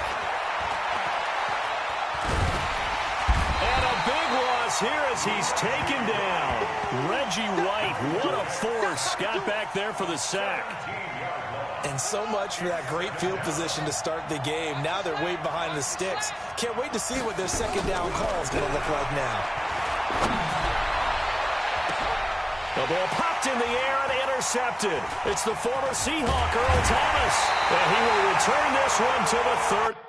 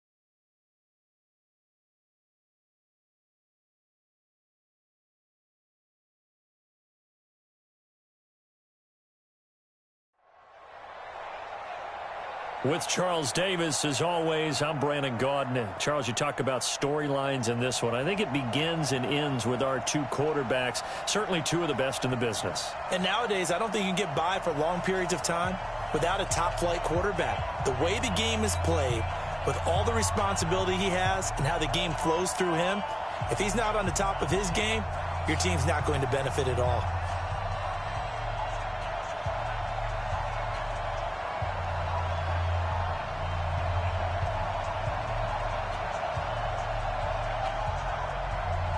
The first pure kicker ever in the Hall of Fame, Jan Stenerud, to get us started. And with towels waving, we're underway from Heinz Field. And a nice job there as he gets this one up just shy of the 35-yard line at the 34. Now hold everything here. We're going to get a timeout by the offense. They'll have 2 remaining as we step aside here in this first quarter. From the 34 now, here's 1st and 10.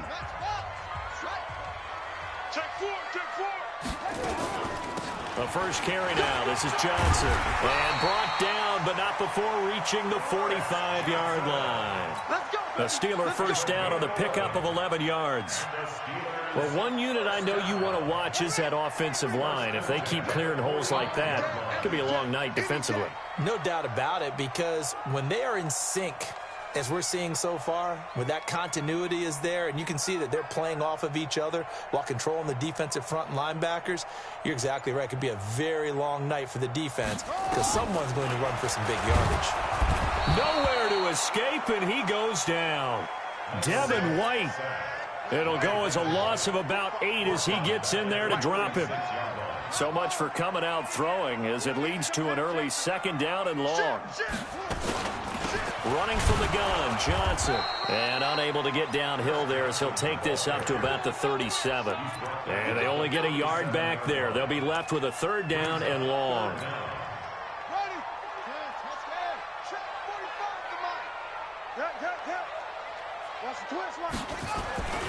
Vic now. Nowhere to escape, and he goes down.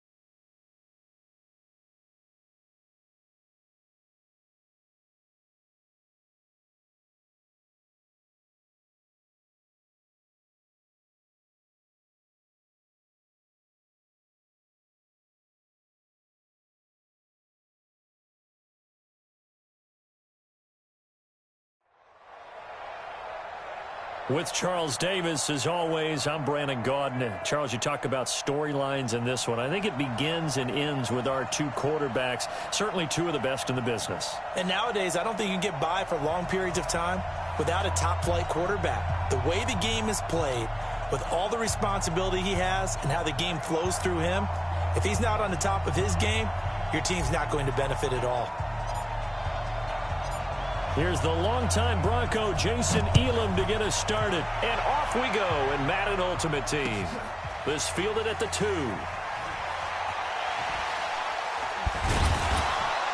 And not a particularly good return here as they'll be forced to start at the 12-yard line. At their own 12-yard line. We're set. 19. Let's get it together, defense. Let's go. Now the first carry for Dalvin Cook. And a very short pickup there across the 15 to the 16.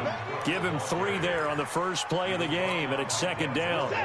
3 yards on that last carry. Here's 2nd and 7.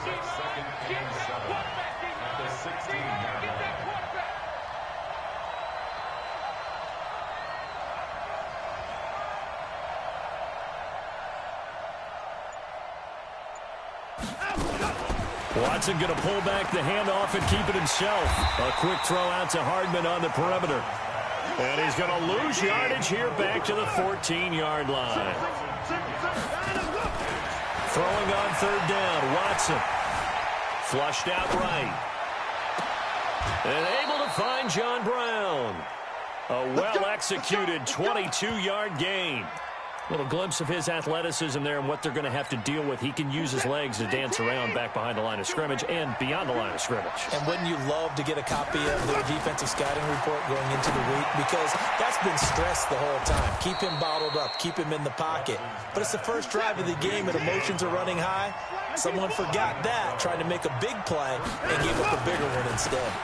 First down, here's the run with Cook. And very little running room there. He did get a couple up to the 49. They'll fake the handoff. Now Watson. And that'll be incomplete. Took a pretty good shot as he tried to pull that one in. Couldn't hang on third down. So the failure to connect on second down, that leaves him staring up here at a 3rd and 8. Back to throw, Watson. And he fires one that's intercepted. Picked off by Deion Sanders. And now nothing but green ahead of him. And he's in for 6 and a Steeler touchdown. Jason Elam on for the extra point.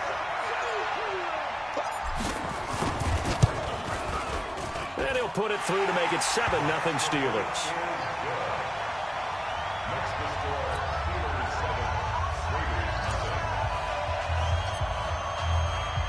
So they'll get another shot on offense following that pick 6. And now the kick is away. This fielded at the 2. And he'll take it back to about the 19-yard line. The Raider offense set to get this drive started. Fresh off the pick 6, it's Watson. And that's going to be incomplete. Too tough to hold on to that one. It's second down. They went with a dime look on defense. 2 extra defensive backs on the field and covered up essentially every blade of grass. That allowed them to disrupt the play. Escaping the pressure. And a big loss here as he's taken down. After the sack, they'll come up now 3rd and long. Yeah, I wouldn't be surprised to see them run the ball here just to try and get some space. Now Watson. Well, the 2 men come together, and it's incomplete. Excellent work defensively, brings up 4th down. Well, that certainly looked like something that they discussed all week in practice, getting ready for this one. Take the big shot right out of the gate. At worst, you'll open up the defense a little bit, loosen them up, have them back on their heels.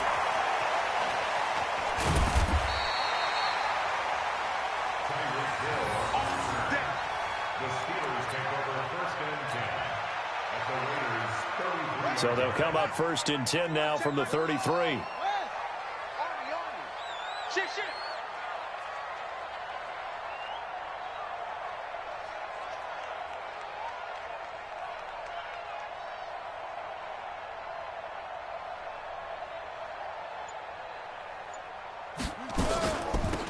They'll run it with Johnson.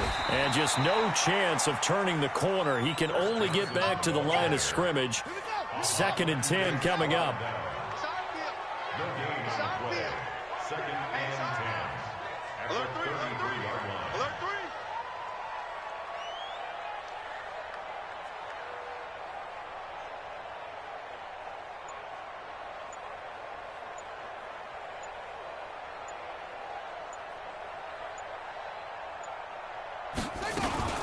On 2nd down now. It's Johnson. And he'll go down at the 26 following a gain of 6. All right, Brandon, I know we're in the early going here, but those kind of runs, they're going to open up a world of opportunities for this offense going forward. Check 24. Watch 24.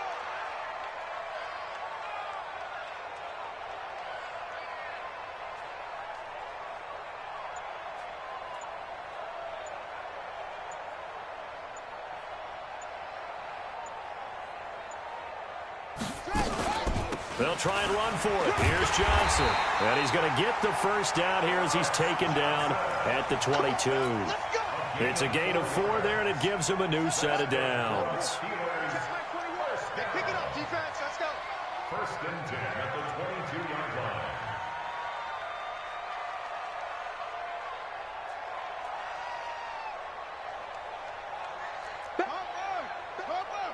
Bang, bang.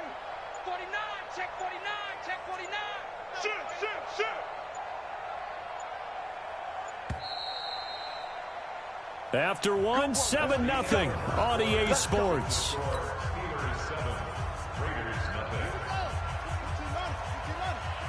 Big stop, D. Big stop. Let's go. Watch out, watch out, watch out, watch out.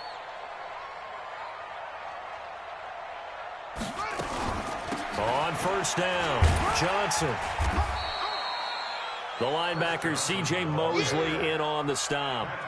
Well, we just saw a great example of what we talked about with his coach prior to the game. He's definitely one of the better linebackers at reading a play and flowing to make the stop before it turns into something big. Go, go, go.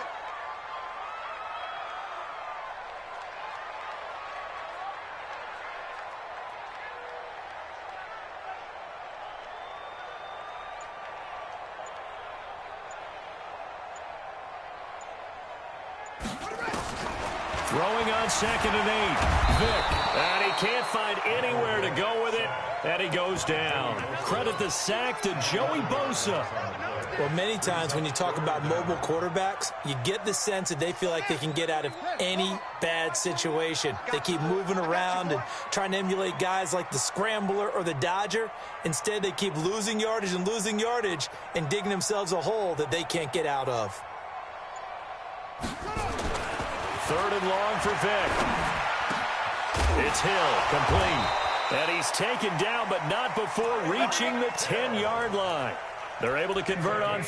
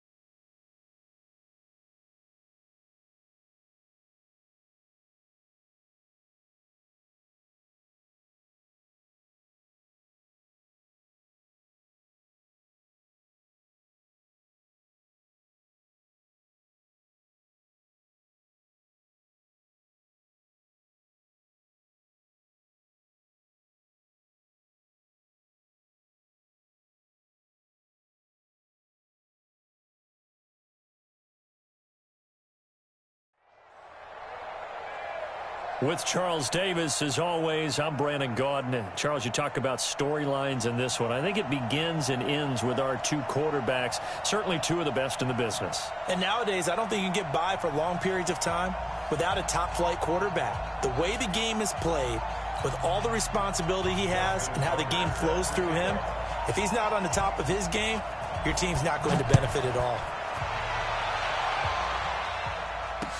This is fielded a couple yards deep. And this return net's positive as he gets past the 25 and up to the 27-yard line. At their own 27-yard line.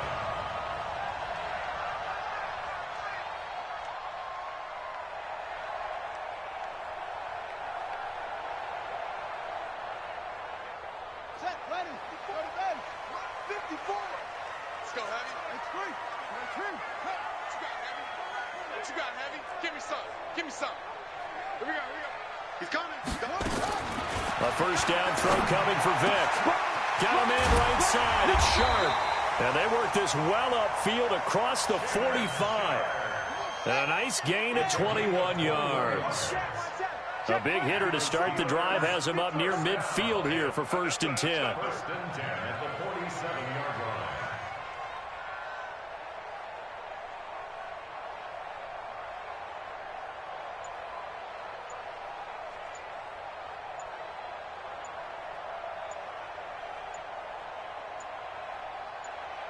They just get the play off. Now Vic steps away. He's going to take off with it. And he's able to take it across midfield before going out of bounds. The improv on the scramble there gets him 6, and it'll be 2nd down. A 6-yard pickup. Brings up 2nd and 4.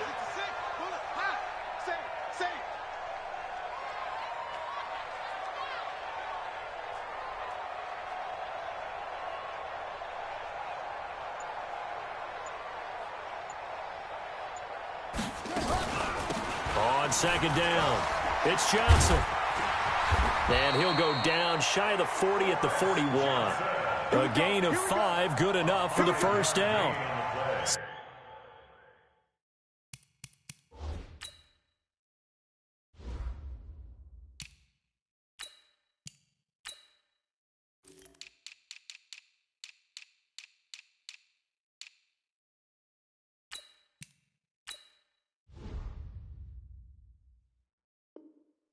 So many teams want to throw the ball in this situation nowadays, but I love watching a team that has enough confidence to go ahead and run the football in that situation. That's almost a tendency breaker.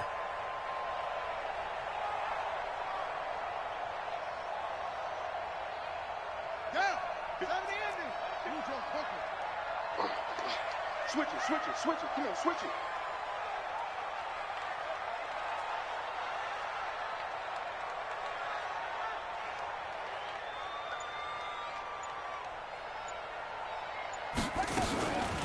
They'll run on 1st down. Dickerson. Credit him with a 1-yard gain there to make it 2nd and 9. Nice job by that defensive front there to hold him to a short gain on 1st down. Well played, I must say. Yeah, only getting 1 yard. There was no room to run.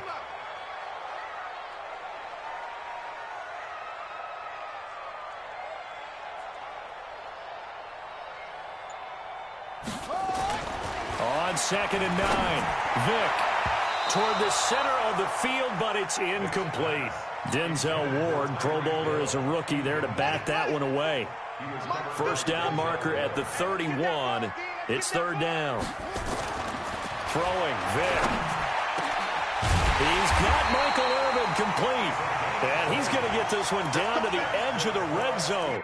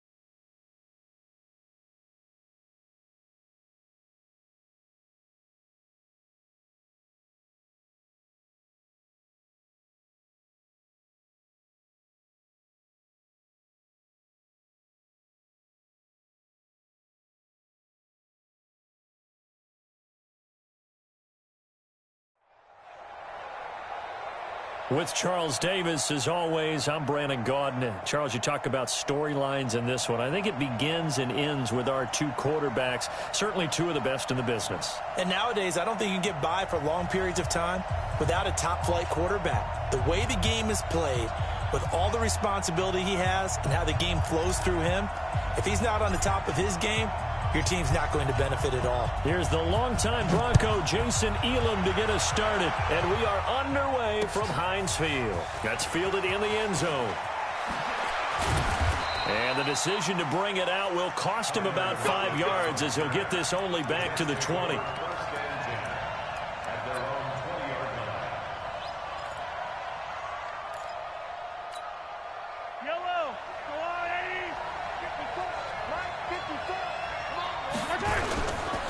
Now Saquon Barkley, a man who played collegiately here in the Keystone State. Give him 3 there on the first play of the game, and it's second down. When we see those runs to the perimeter, when we see those runs to the edge, we think about big breakers, don't we? In this case, it was a modest gain, but it does open up possibilities here on second down. Watch the screen! Watch the screen! Switch! Now Saquon Barkley. A gain of 3 last play. This time they double it and pick up 6.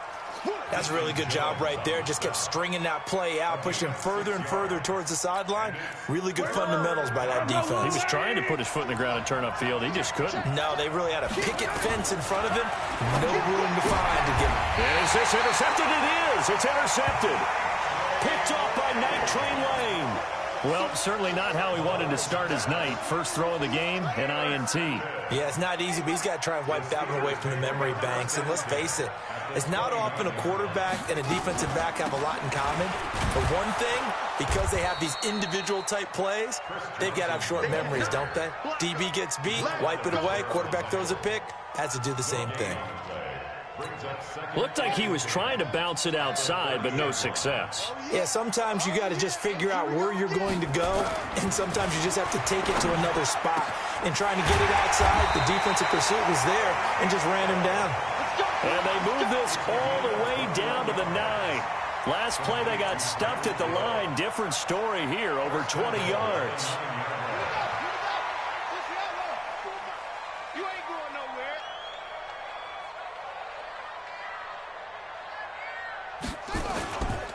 They'll try and run for it on 1st and goal. And he's going to take it in for a Steeler touchdown. A 9-yard touchdown run. And they are able to strike first here on their opening drive. And there you go. Nothing really too complex. Block, keep to your assignments, let them run it in. They did it. Fundamental football. Good blocking, beats good tackling on that play. End result, touchdown. Following the touchdown, here's Elam to kick it away. That'll be taken in the end zone. And he'll take it up past the 25 to the 26-yard line. The Jets take over 1st and 10 at their own 26. Jets offense coming up now to start their next drive. They had the interception last time. It led to the opening touchdown. So now 7-0 to score as they start 1st and 10.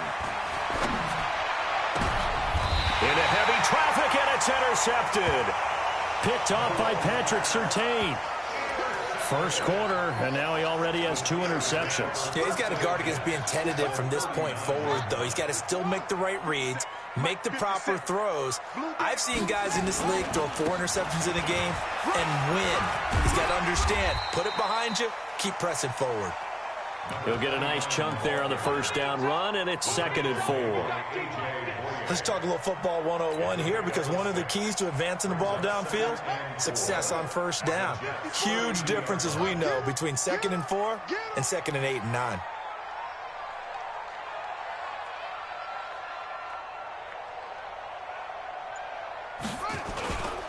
They stay on the ground. This time it's Johnson.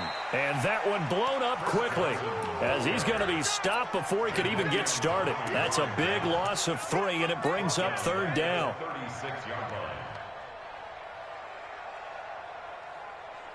They need to get to the 29 if they want to pick up a first here on 3rd down. Hey, let's get this.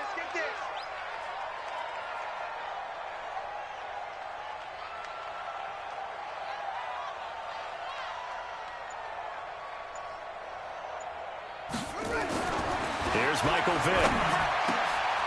He rifles one that's intercepted. Picked off by the linebacker, Avery Williamson. And he's able to get it back to right around the 27. They told us repeatedly earlier in the week in our meetings, we need some plays from our defense here on the road early. They got one. And don't think they were above all week long pointing out to their defense that the other defense is rated higher than them. You going to let that happen, guys? Is that how we're going to play? And they responded to the challenge. 25 yards to pick up there, and also a first down. Exactly what they needed right there, because they needed to use the ground game to take some pressure off, because the quarterback's been struggling a little bit. Operating out of Steeler territory now. Here's 1st and 10 at the 48-yard line. Out of the shotgun, they run with Barkley. And they'll get this just to the 47, 1-yard gain.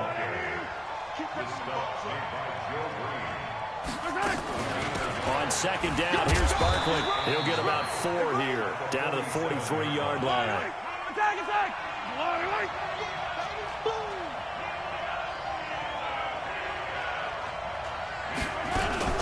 On 3rd down, Barkley. Just a yard on the run there, and that's going to bring us to a 4th down. Too long for a field goal, too short to punt that in-between range, and they'll go for it on 4th down. They'll run with Barkley. And he will have a first down as they get him to the ground at the 37.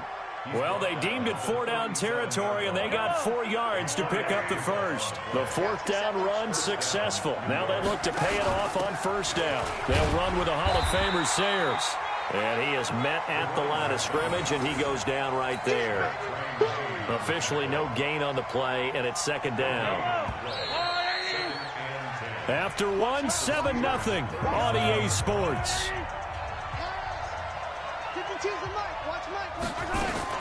On 2nd down now, Barkley, and he is swallowed up right at the line of scrimmage. No gain on the play there, so that doesn't help. Now they're looking up at a 3rd and 9 situation.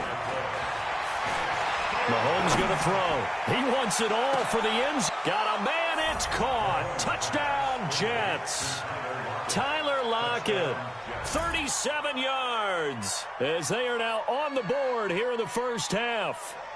Well, there was a little extra pressure with that one because it was 3rd down. He didn't care. He snagged it with one hand like it was routine. The key is to make a play in a tough situation. Doesn't matter how, and in this case, one-handed gets it done. Terrific play for us to watch. Extra point put through by Sammygsamm, and we are tied at 7. So all even at 7 now as they kick it away. This is taken at his 4. And he'll take this up past the 20 and down at the 22-yard line.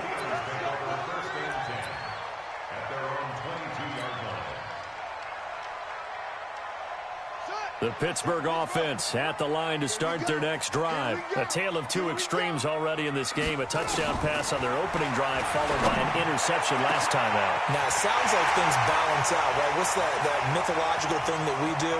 If you have a candy bar, have a diet soda with it, it balances it out. And we know that's not really true, right? Because the interception, that sting lingers a little bit longer.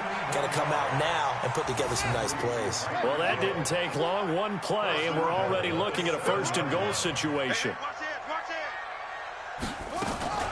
They'll try and run. This is Johnson. And he's able to get it down to the 2-yard line.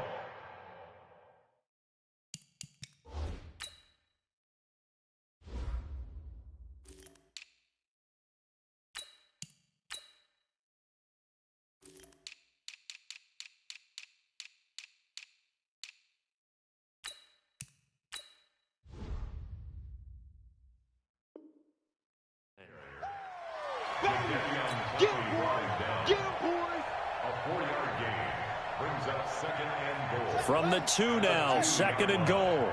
Push him back. Push him back. Check. Fresno. They'll try to run this one in. And he's in. Touchdown, Pittsburgh. A great effort there with his second touchdown here in this first half. And the Steelers have taken the lead. Extra point by Elam, up and good. And that makes the score 14-7. Following the touchdown, here's Elam to kick it away. This is fielded at the goal line. And his guys will get the football right at the 20-yard line.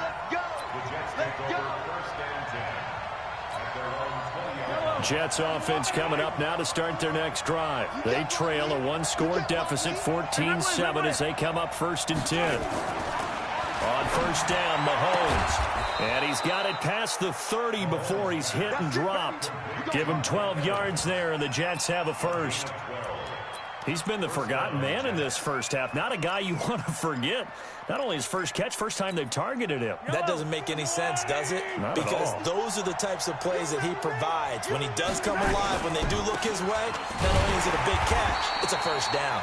A first down run by Barkley, unsuccessful, as he won't even get back to the line of scrimmage. He'll wind up losing a yard on the play, and that'll bring up a 2nd and 11. He hits Gronkowski on the out route. 8 yards on the completion, but now they face 3rd down. So much goes into a successful play, doesn't it? How about that play action there, freezing the defense just enough to bring the tight end free downfield for the completion. And he's got Lockett. And he'll have it past midfield almost to the 40 before being taken down. Well, they were in search of a short gain on 3rd down, and they wind up nabbing over 20 yards. We've hit the 2-minute mark of the second quarter, 14-7.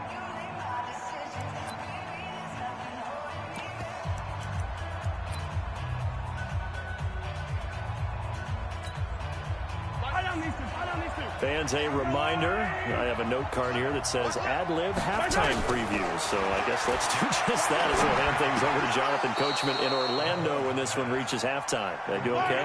You did great. Not a bad job. Hey.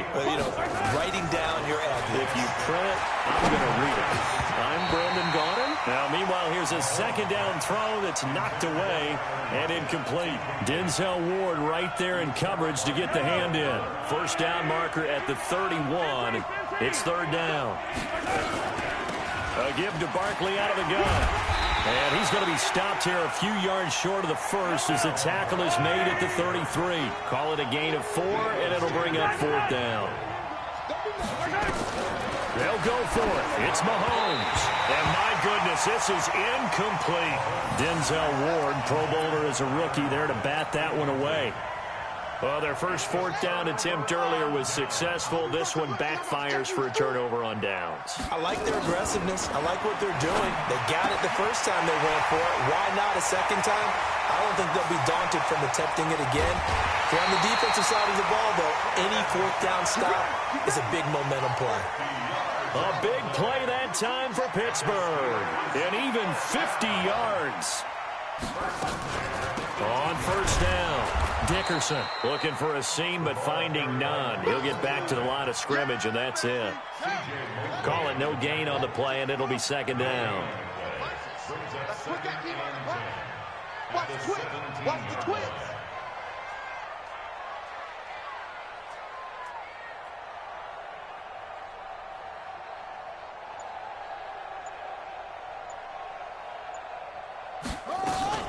On 2nd down, Dickerson.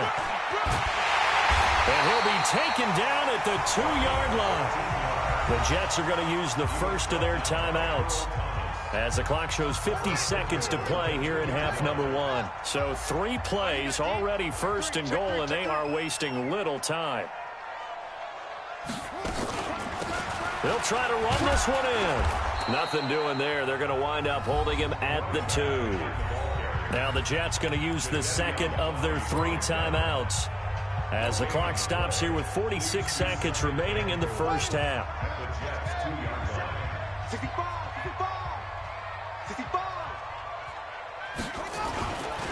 On 2nd down now, Dickerson. And they will stop him after a fairly minimal pickup. The Jets going to go ahead and use their final timeout as they'll stop it with just over 40 seconds to go in the first half. It's now 3rd and goal. This Jet defense so far standing tall. They need another stop now, 3rd and goal. They'll try to run this one in. Boy, no chance as he was met and dropped behind the line there. That'll back him up 2 yards and also bring up 4th. It's now 4th and goal.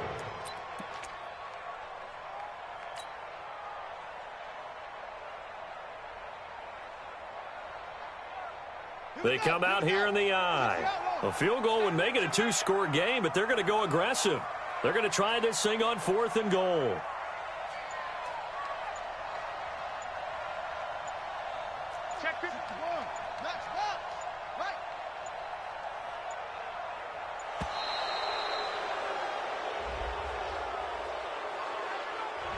And that'll be accepted, of course, and that moves them back 5.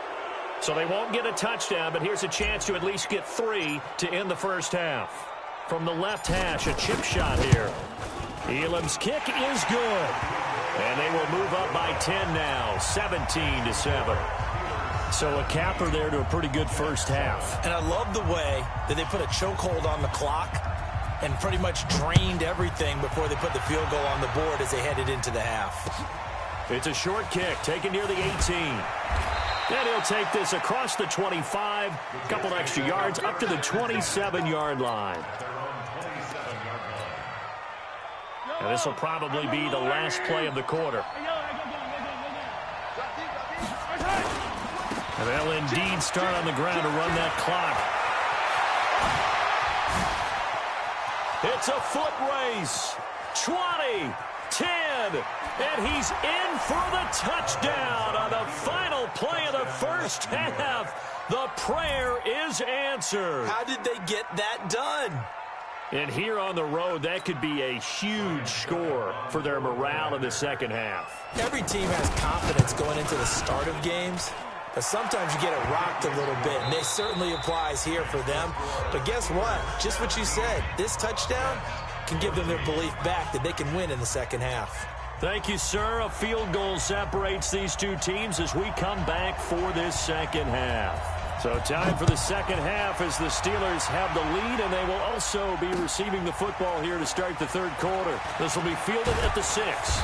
And he'll bring it a few past the 20 to the 23-yard line. Steelers take over 1st and 10 at their own 23-yard line. The Steeler offense here about ready for their next drive. They have the lead. Now they'll be looking to extend that lead. And this is where I enjoy talking about one of my favorite subjects, tendency breakers, or counters as I also like to call them.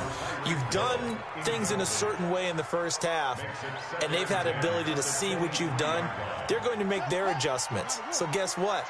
You adjust yourself and try and stay ahead of the pace because you are looking for some separation in this ball game. The adjustment to the adjustment. Without a doubt. Oh, this is intercepted, intended for Hill. Picked off by Jamal Adams. And his guys will set up shop at midfield at the 50-yard line. And that's a great example of ball skills right there, partner. You and I do a lot of games, and I can't tell you how many guys look to run with the football before they've intercepted it. So that's a nice job of focusing on the task at hand and coming away with the interception. Oh, he's got some breathing room. And he's corralled, but not before getting it inside the 35. A Jet first down, 18 big yards that time.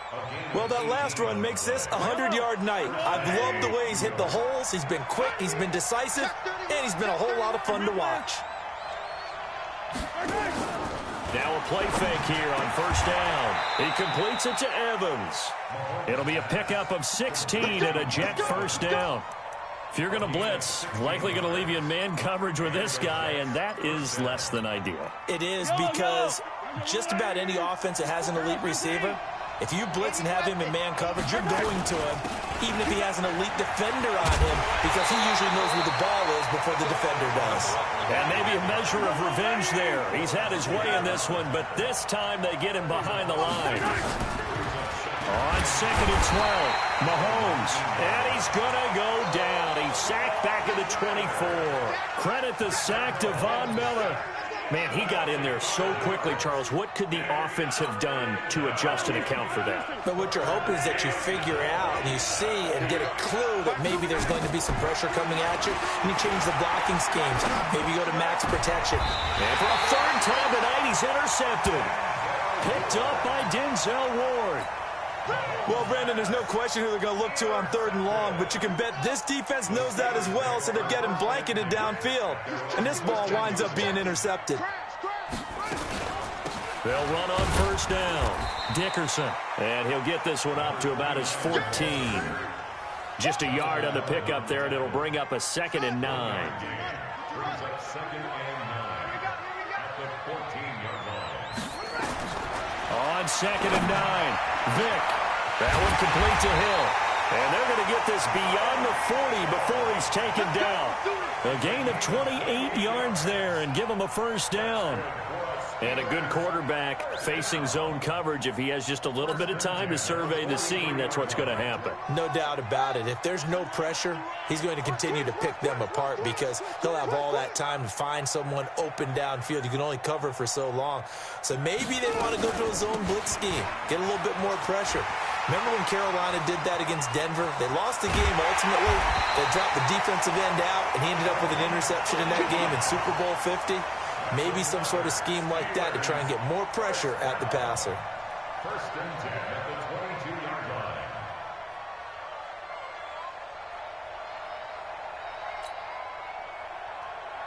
So the big play gets them all the way down to the outskirts of the red zone here for 1st and 10. 6 guys. Check 6 guys. They'll keep it on the ground. Dickerson. And he'll get it down this time to the 17. It's a 6-yard gain on the ground, and that'll make it 2nd and 4. Despite the blitz, they're still able to pick up a nice, solid gain. The disadvantage of blitzing often alters the normal spacing and run fits and leaves creases like they were able to exploit right there.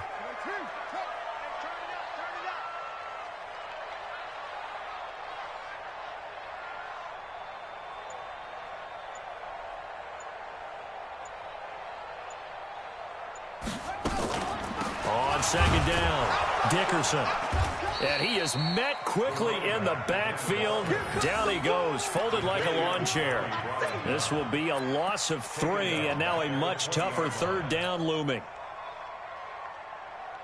The Jets will bring in a nickel set here as they try to stop this 3rd down. Vick to throw it. And the throw there going to be incomplete. Once you get into the red zone and the safeties have less ground to cover, you'd better be quick with your delivery. Not much space to get a ball in there. Yeah, when that field shrinks with those safeties, it's almost like there's a couple extra defenders out there, right? It certainly is. They end up taking up extra space just because there's not enough space for receivers to run through. So that's a 7-play drive that ultimately stalls out there at the end. And things were a little leaky in the beginning on that drive, weren't they? But how about the front 7? As they got closer to their goal line, things stiffened a little bit, forced the field goal. That'll be taken in the end zone. And the decision to bring it out is going to cost him about 7 yards all told as he's taken down back shy of the 20. Jets offense coming up now to start their next drive. And here we are almost through 3 quarters of play, and this passing game still has not really found any kind of rhythm. Put it mildly, because they're not even over 100 yards yet. And in today's NFL, where it's a pass-first league, that is quite surprising. Not many teams patient enough to stick with the run. Everybody wants to advance the ball through the air. They've got to get their timing back. Give them 12 yards there, and the Jets have a first. Gotta love the catch. I think you gotta love the gloves as well. Yeah, these one-handed catches, that was great, and they're fun. They're becoming a little more ho-hum, aren't they? Yeah, they really are. And I know that it sounds like we're taking credit away from the guys, and we don't mean that at all. They really work hard on this one-handed catch thing, but I think the gloves have to be helping in a big way. They'll run with Barkley. They'll get about 4 as he's past the 35 to the 38-yard line. When you find that kind of yardage, you couldn't be more confident as a ball carrier. And guess what? You're going to go back and tell your offensive coordinator, I'd like to keep carrying it, thank you. One of the bigger plays in the game thus far. The crowd getting into it as we come up on a big third down. And he will be very close to a first down, but I see the closed fist of the referee, and that means fourth down. It's a gain of 5 on the play, and it'll bring up a fourth down. Mahomes throwing on fourth. It's complete to Lockett. And he's got the first down yardage as he takes it down to the 49. And the drive stays in motion with a nice 8-yard pickup on fourth. Mahomes now 5 straight completions here in this second. Oh, no, he lost the football. And it's picked up by the Steelers. And they take possession 2 yards away from midfield at the 48-yard line. So the defense there, opportunistic. It's nice to give them credit, isn't it? Because so many times it's more a matter of what the offensive guy didn't do. Didn't secure the ball, didn't cover up. In this case, just give credit to where it belongs. Knocked it free, made a big play. That throw by Vick, incomplete. An incomplete pass on first down. That leads to a 2nd and 10. They'll run it now out of the gun. And he'll get this down only to about the 46. After getting stuffed on first down, not much better there. 2-yard gain. Now, the objective there, I mean, yes, the positive gain, that's nice, but work some clock. Yeah, you're exactly right, but the problem for them is still within a possession, so they can't just sit on it running the ball. They'll have to find a way to throw it effectively as well. Kill, kill, kill.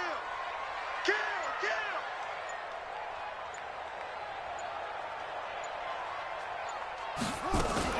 They'll keep it on the ground. Dickerson, and he can only manage to get this to the 45-yard line. Well short of the first. And now, defensively, they're going to burn their first timeout. Remember, they get an extra time built in coming up here shortly at the 2-minute warning. And here's a big one now. Trying to hold this lead. They're going to go for it here on fourth down. On fourth down, Vick. Got a man. It's Michael Irvin. And he goes down, but not before getting this inside the 25. And this defense here going to burn their second timeout. But you can also factor in another timeout that they'll get when the clock stops at the 2-minute warning. Watch the pass. Vick operating on first down. Looking for the end zone. Tyreek Hill there to make the grab. And the Steelers, they broaden their lead. And now the Steeler offense staying out there. And they'll go for 2. Now the Steelers use the first of their 3 timeouts. That'll leave them with 2 remaining. We'll be back after this.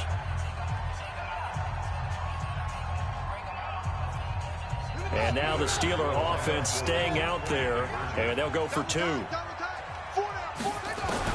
Working out of the gun, Michael Vick. And he's got it. So the 2-point conversion is good, and they add on to their fourth-quarter lead. Following the touchdown, here's Elam to kick it away.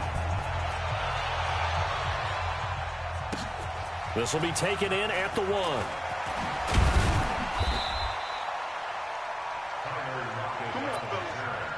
The Jets take over 1st and 10.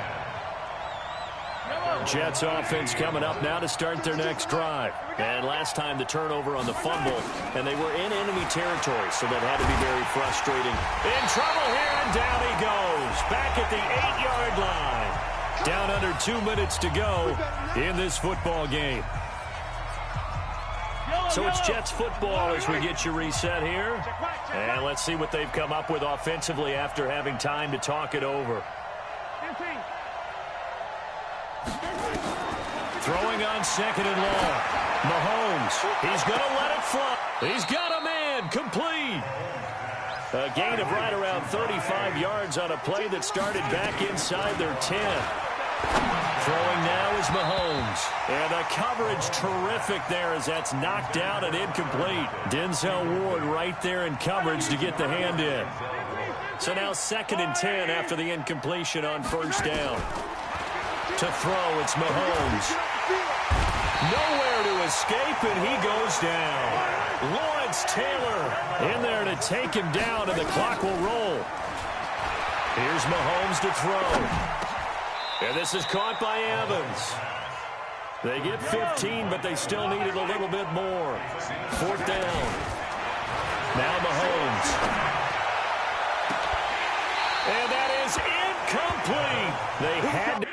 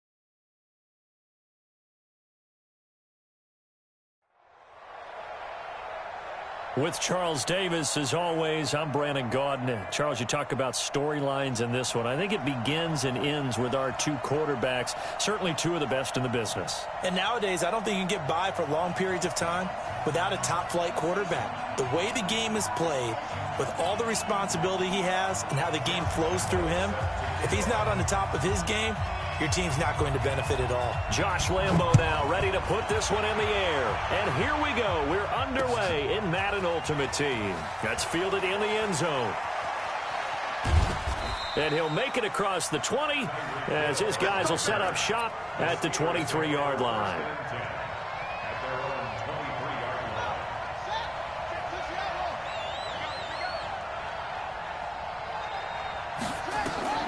On 1st and 10, here's Vic. Oh, he's going to take a shot right away. Into heavy traffic, and it's intercepted. It's the former Seahawk, Earl Thomas. And the return stops just a little bit shy of midfield at the 48-yard line. Boy, an aggressive play call to start this game. It backfired, but aggressive, no question about that. Is that one of those statement calls? Trying to let you know that they're going to be aggressive right out of the gate.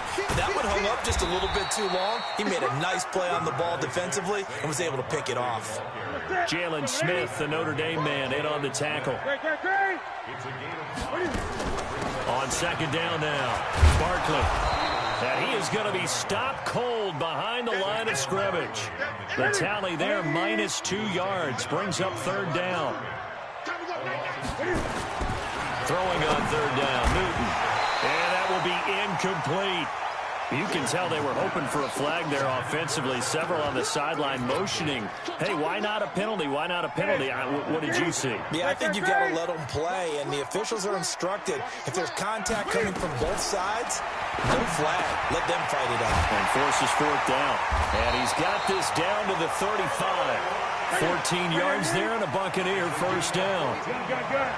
Ball up to the 35 now as they come up on 1st and 10. Now a quick throw as that's complete on the hitch route. And this will leave him a yard short. Nice pickup of 9 yards on 1st down. That last catch short of the marker by just a yard leaves him with a very manageable 2nd and 1. Barkley. Oh, fighting off the defender. And he'll be brought down at the 21, just shy of the 20 in the red zone.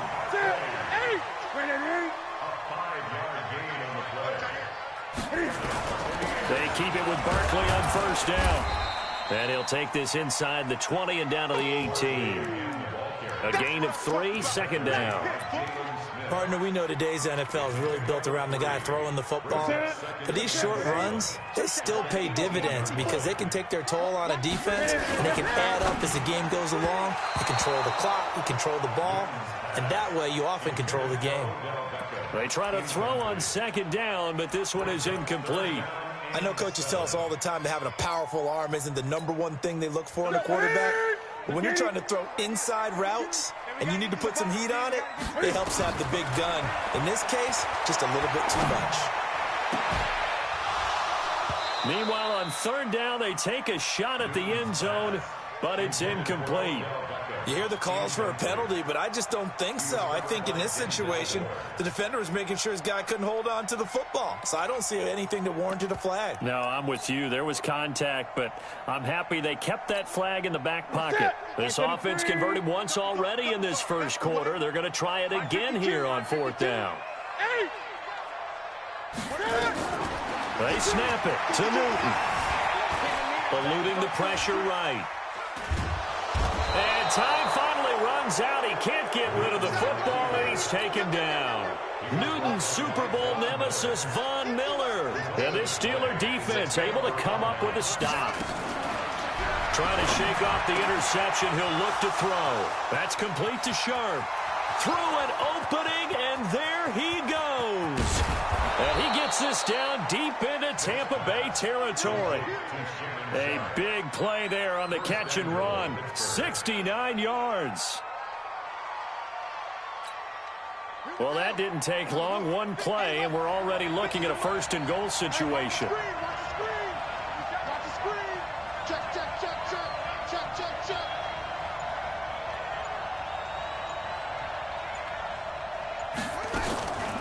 Now it's It's the Central Florida native, Chris Johnson. And they'll get this from the 8 to the 5. Pickup of 3. And Brad, they went to a nickel defense, and that's a surprise this close to the goal line, because ordinarily you use the back end of the end zone, the sidelines as extra defenders, and you want bigger people on the field to try and help against the run. And the ball smack dab on the 5-yard line. Here's 2nd and goal.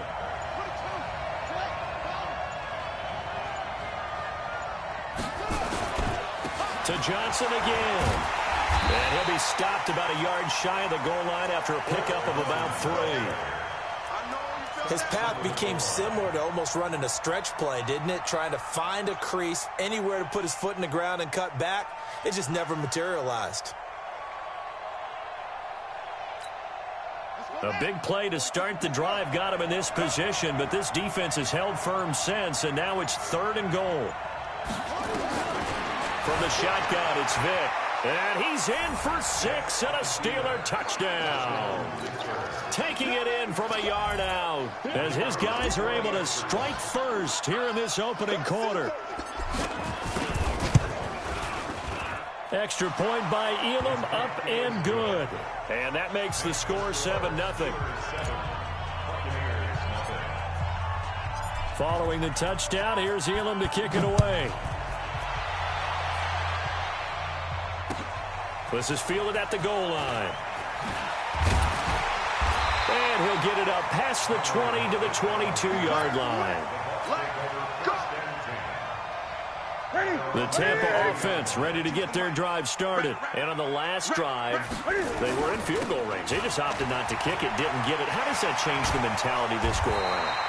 I don't think it changes much for the head coach, because this is what he preaches all the time. Attack at all times in any spot on the field, and he likes touchdowns, not field goals. Now, your field goal kicker, you've got to make sure you nurse him through and say, okay, don't worry about it. When we need you, you've got to be ready to go. And the team, of course, loves to see points on the board. So let's see if it changes a little bit if they're in the same spot again. Yeah, we'll see what the decision is here if they get to that spot. Play action. It's Newton. And this one incomplete. Too much contact to hold on to that one, and it's 3rd down. An incomplete pass on 2nd down. That muddles things a little bit here. This is 3rd and 10. Newton now to throw. Oh, and this ball's tipped and intercepted. Picked off by an American hero, Pat Tillman.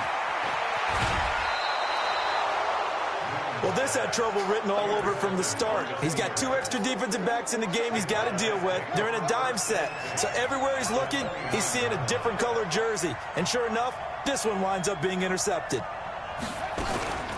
1st down carry here for Johnson. Stopped at the 24-yard line after a...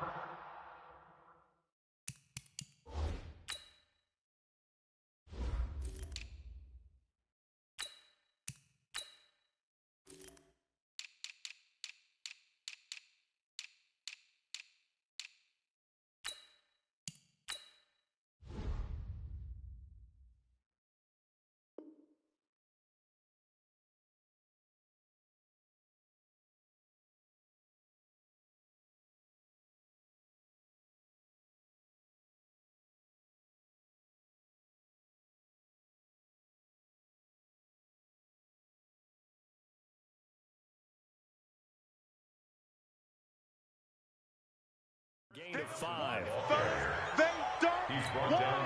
The 1st down run got 5. Here's 2nd and 5.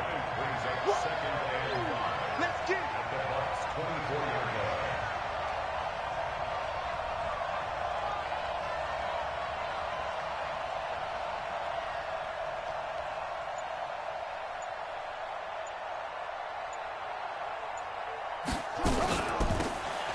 They'll run it now out of the gun. And he'll get it down this time to the 17. That one a 1st down pickup of 8. Well, that was a unit that understood exactly where the 1st down marker was, handed it to their guy who could run it, created some space, and he got there. Come on, set. Go to base. Watch the blood. Watch the blood. Watch the blood. Watch the blood. Watch the blood. Right back to him on 1st down. And all the way down inside the 5 to the 4. The pickup goes for 13 and sets him up 1st and goal. Consecutive plays now where that offensive line has really created a lot of space. And we've seen the confidence rise, haven't we? It borders on arrogance now, and that's that good arrogance, believing you can run the football whenever you get good and ready.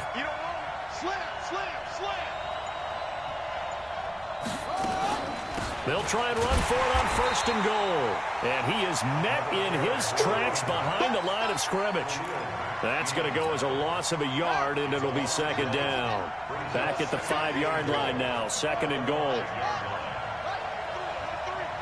2 minutes on the clock, 2nd quarter, 7-0 ball game. We remind you that coming up in 2 minutes' time, we'll hand you off to Orlando, where Jonathan Coachman will have highlights and analysis of his first half of action. The throw on 2nd down from Vick, incomplete. I know our vantage point might be a little bit better way up here, but that looked like an ill-advised throw to me. I didn't see anything open, and this play just didn't look right from the beginning. It did not. I thought he might get outside and just chuck it away. Dangerous pass, incomplete.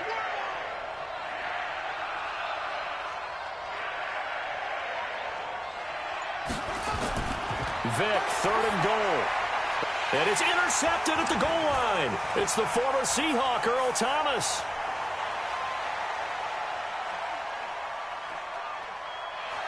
And he'll get it all the way down inside the 35-yard line.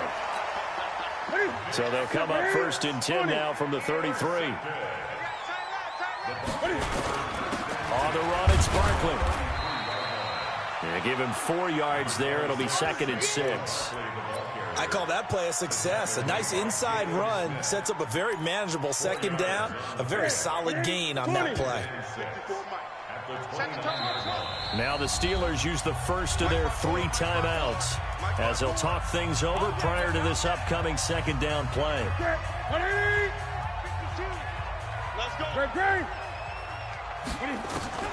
From the 29, Newton buying time to his left. 6 yards there off the scramble, but it'll still leave him with a 3rd down.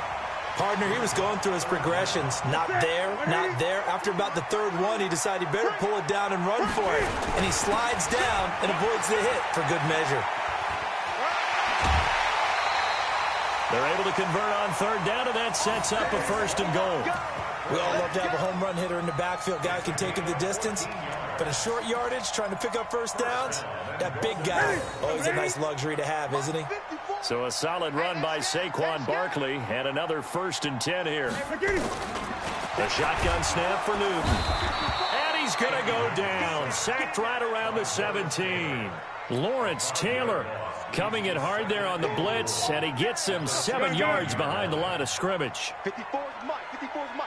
Check. Walk 54. Walk 54. After the sack on 1st down, Newton, that's going to be caught at the 10-yard line. And he's into the end zone. Touchdown,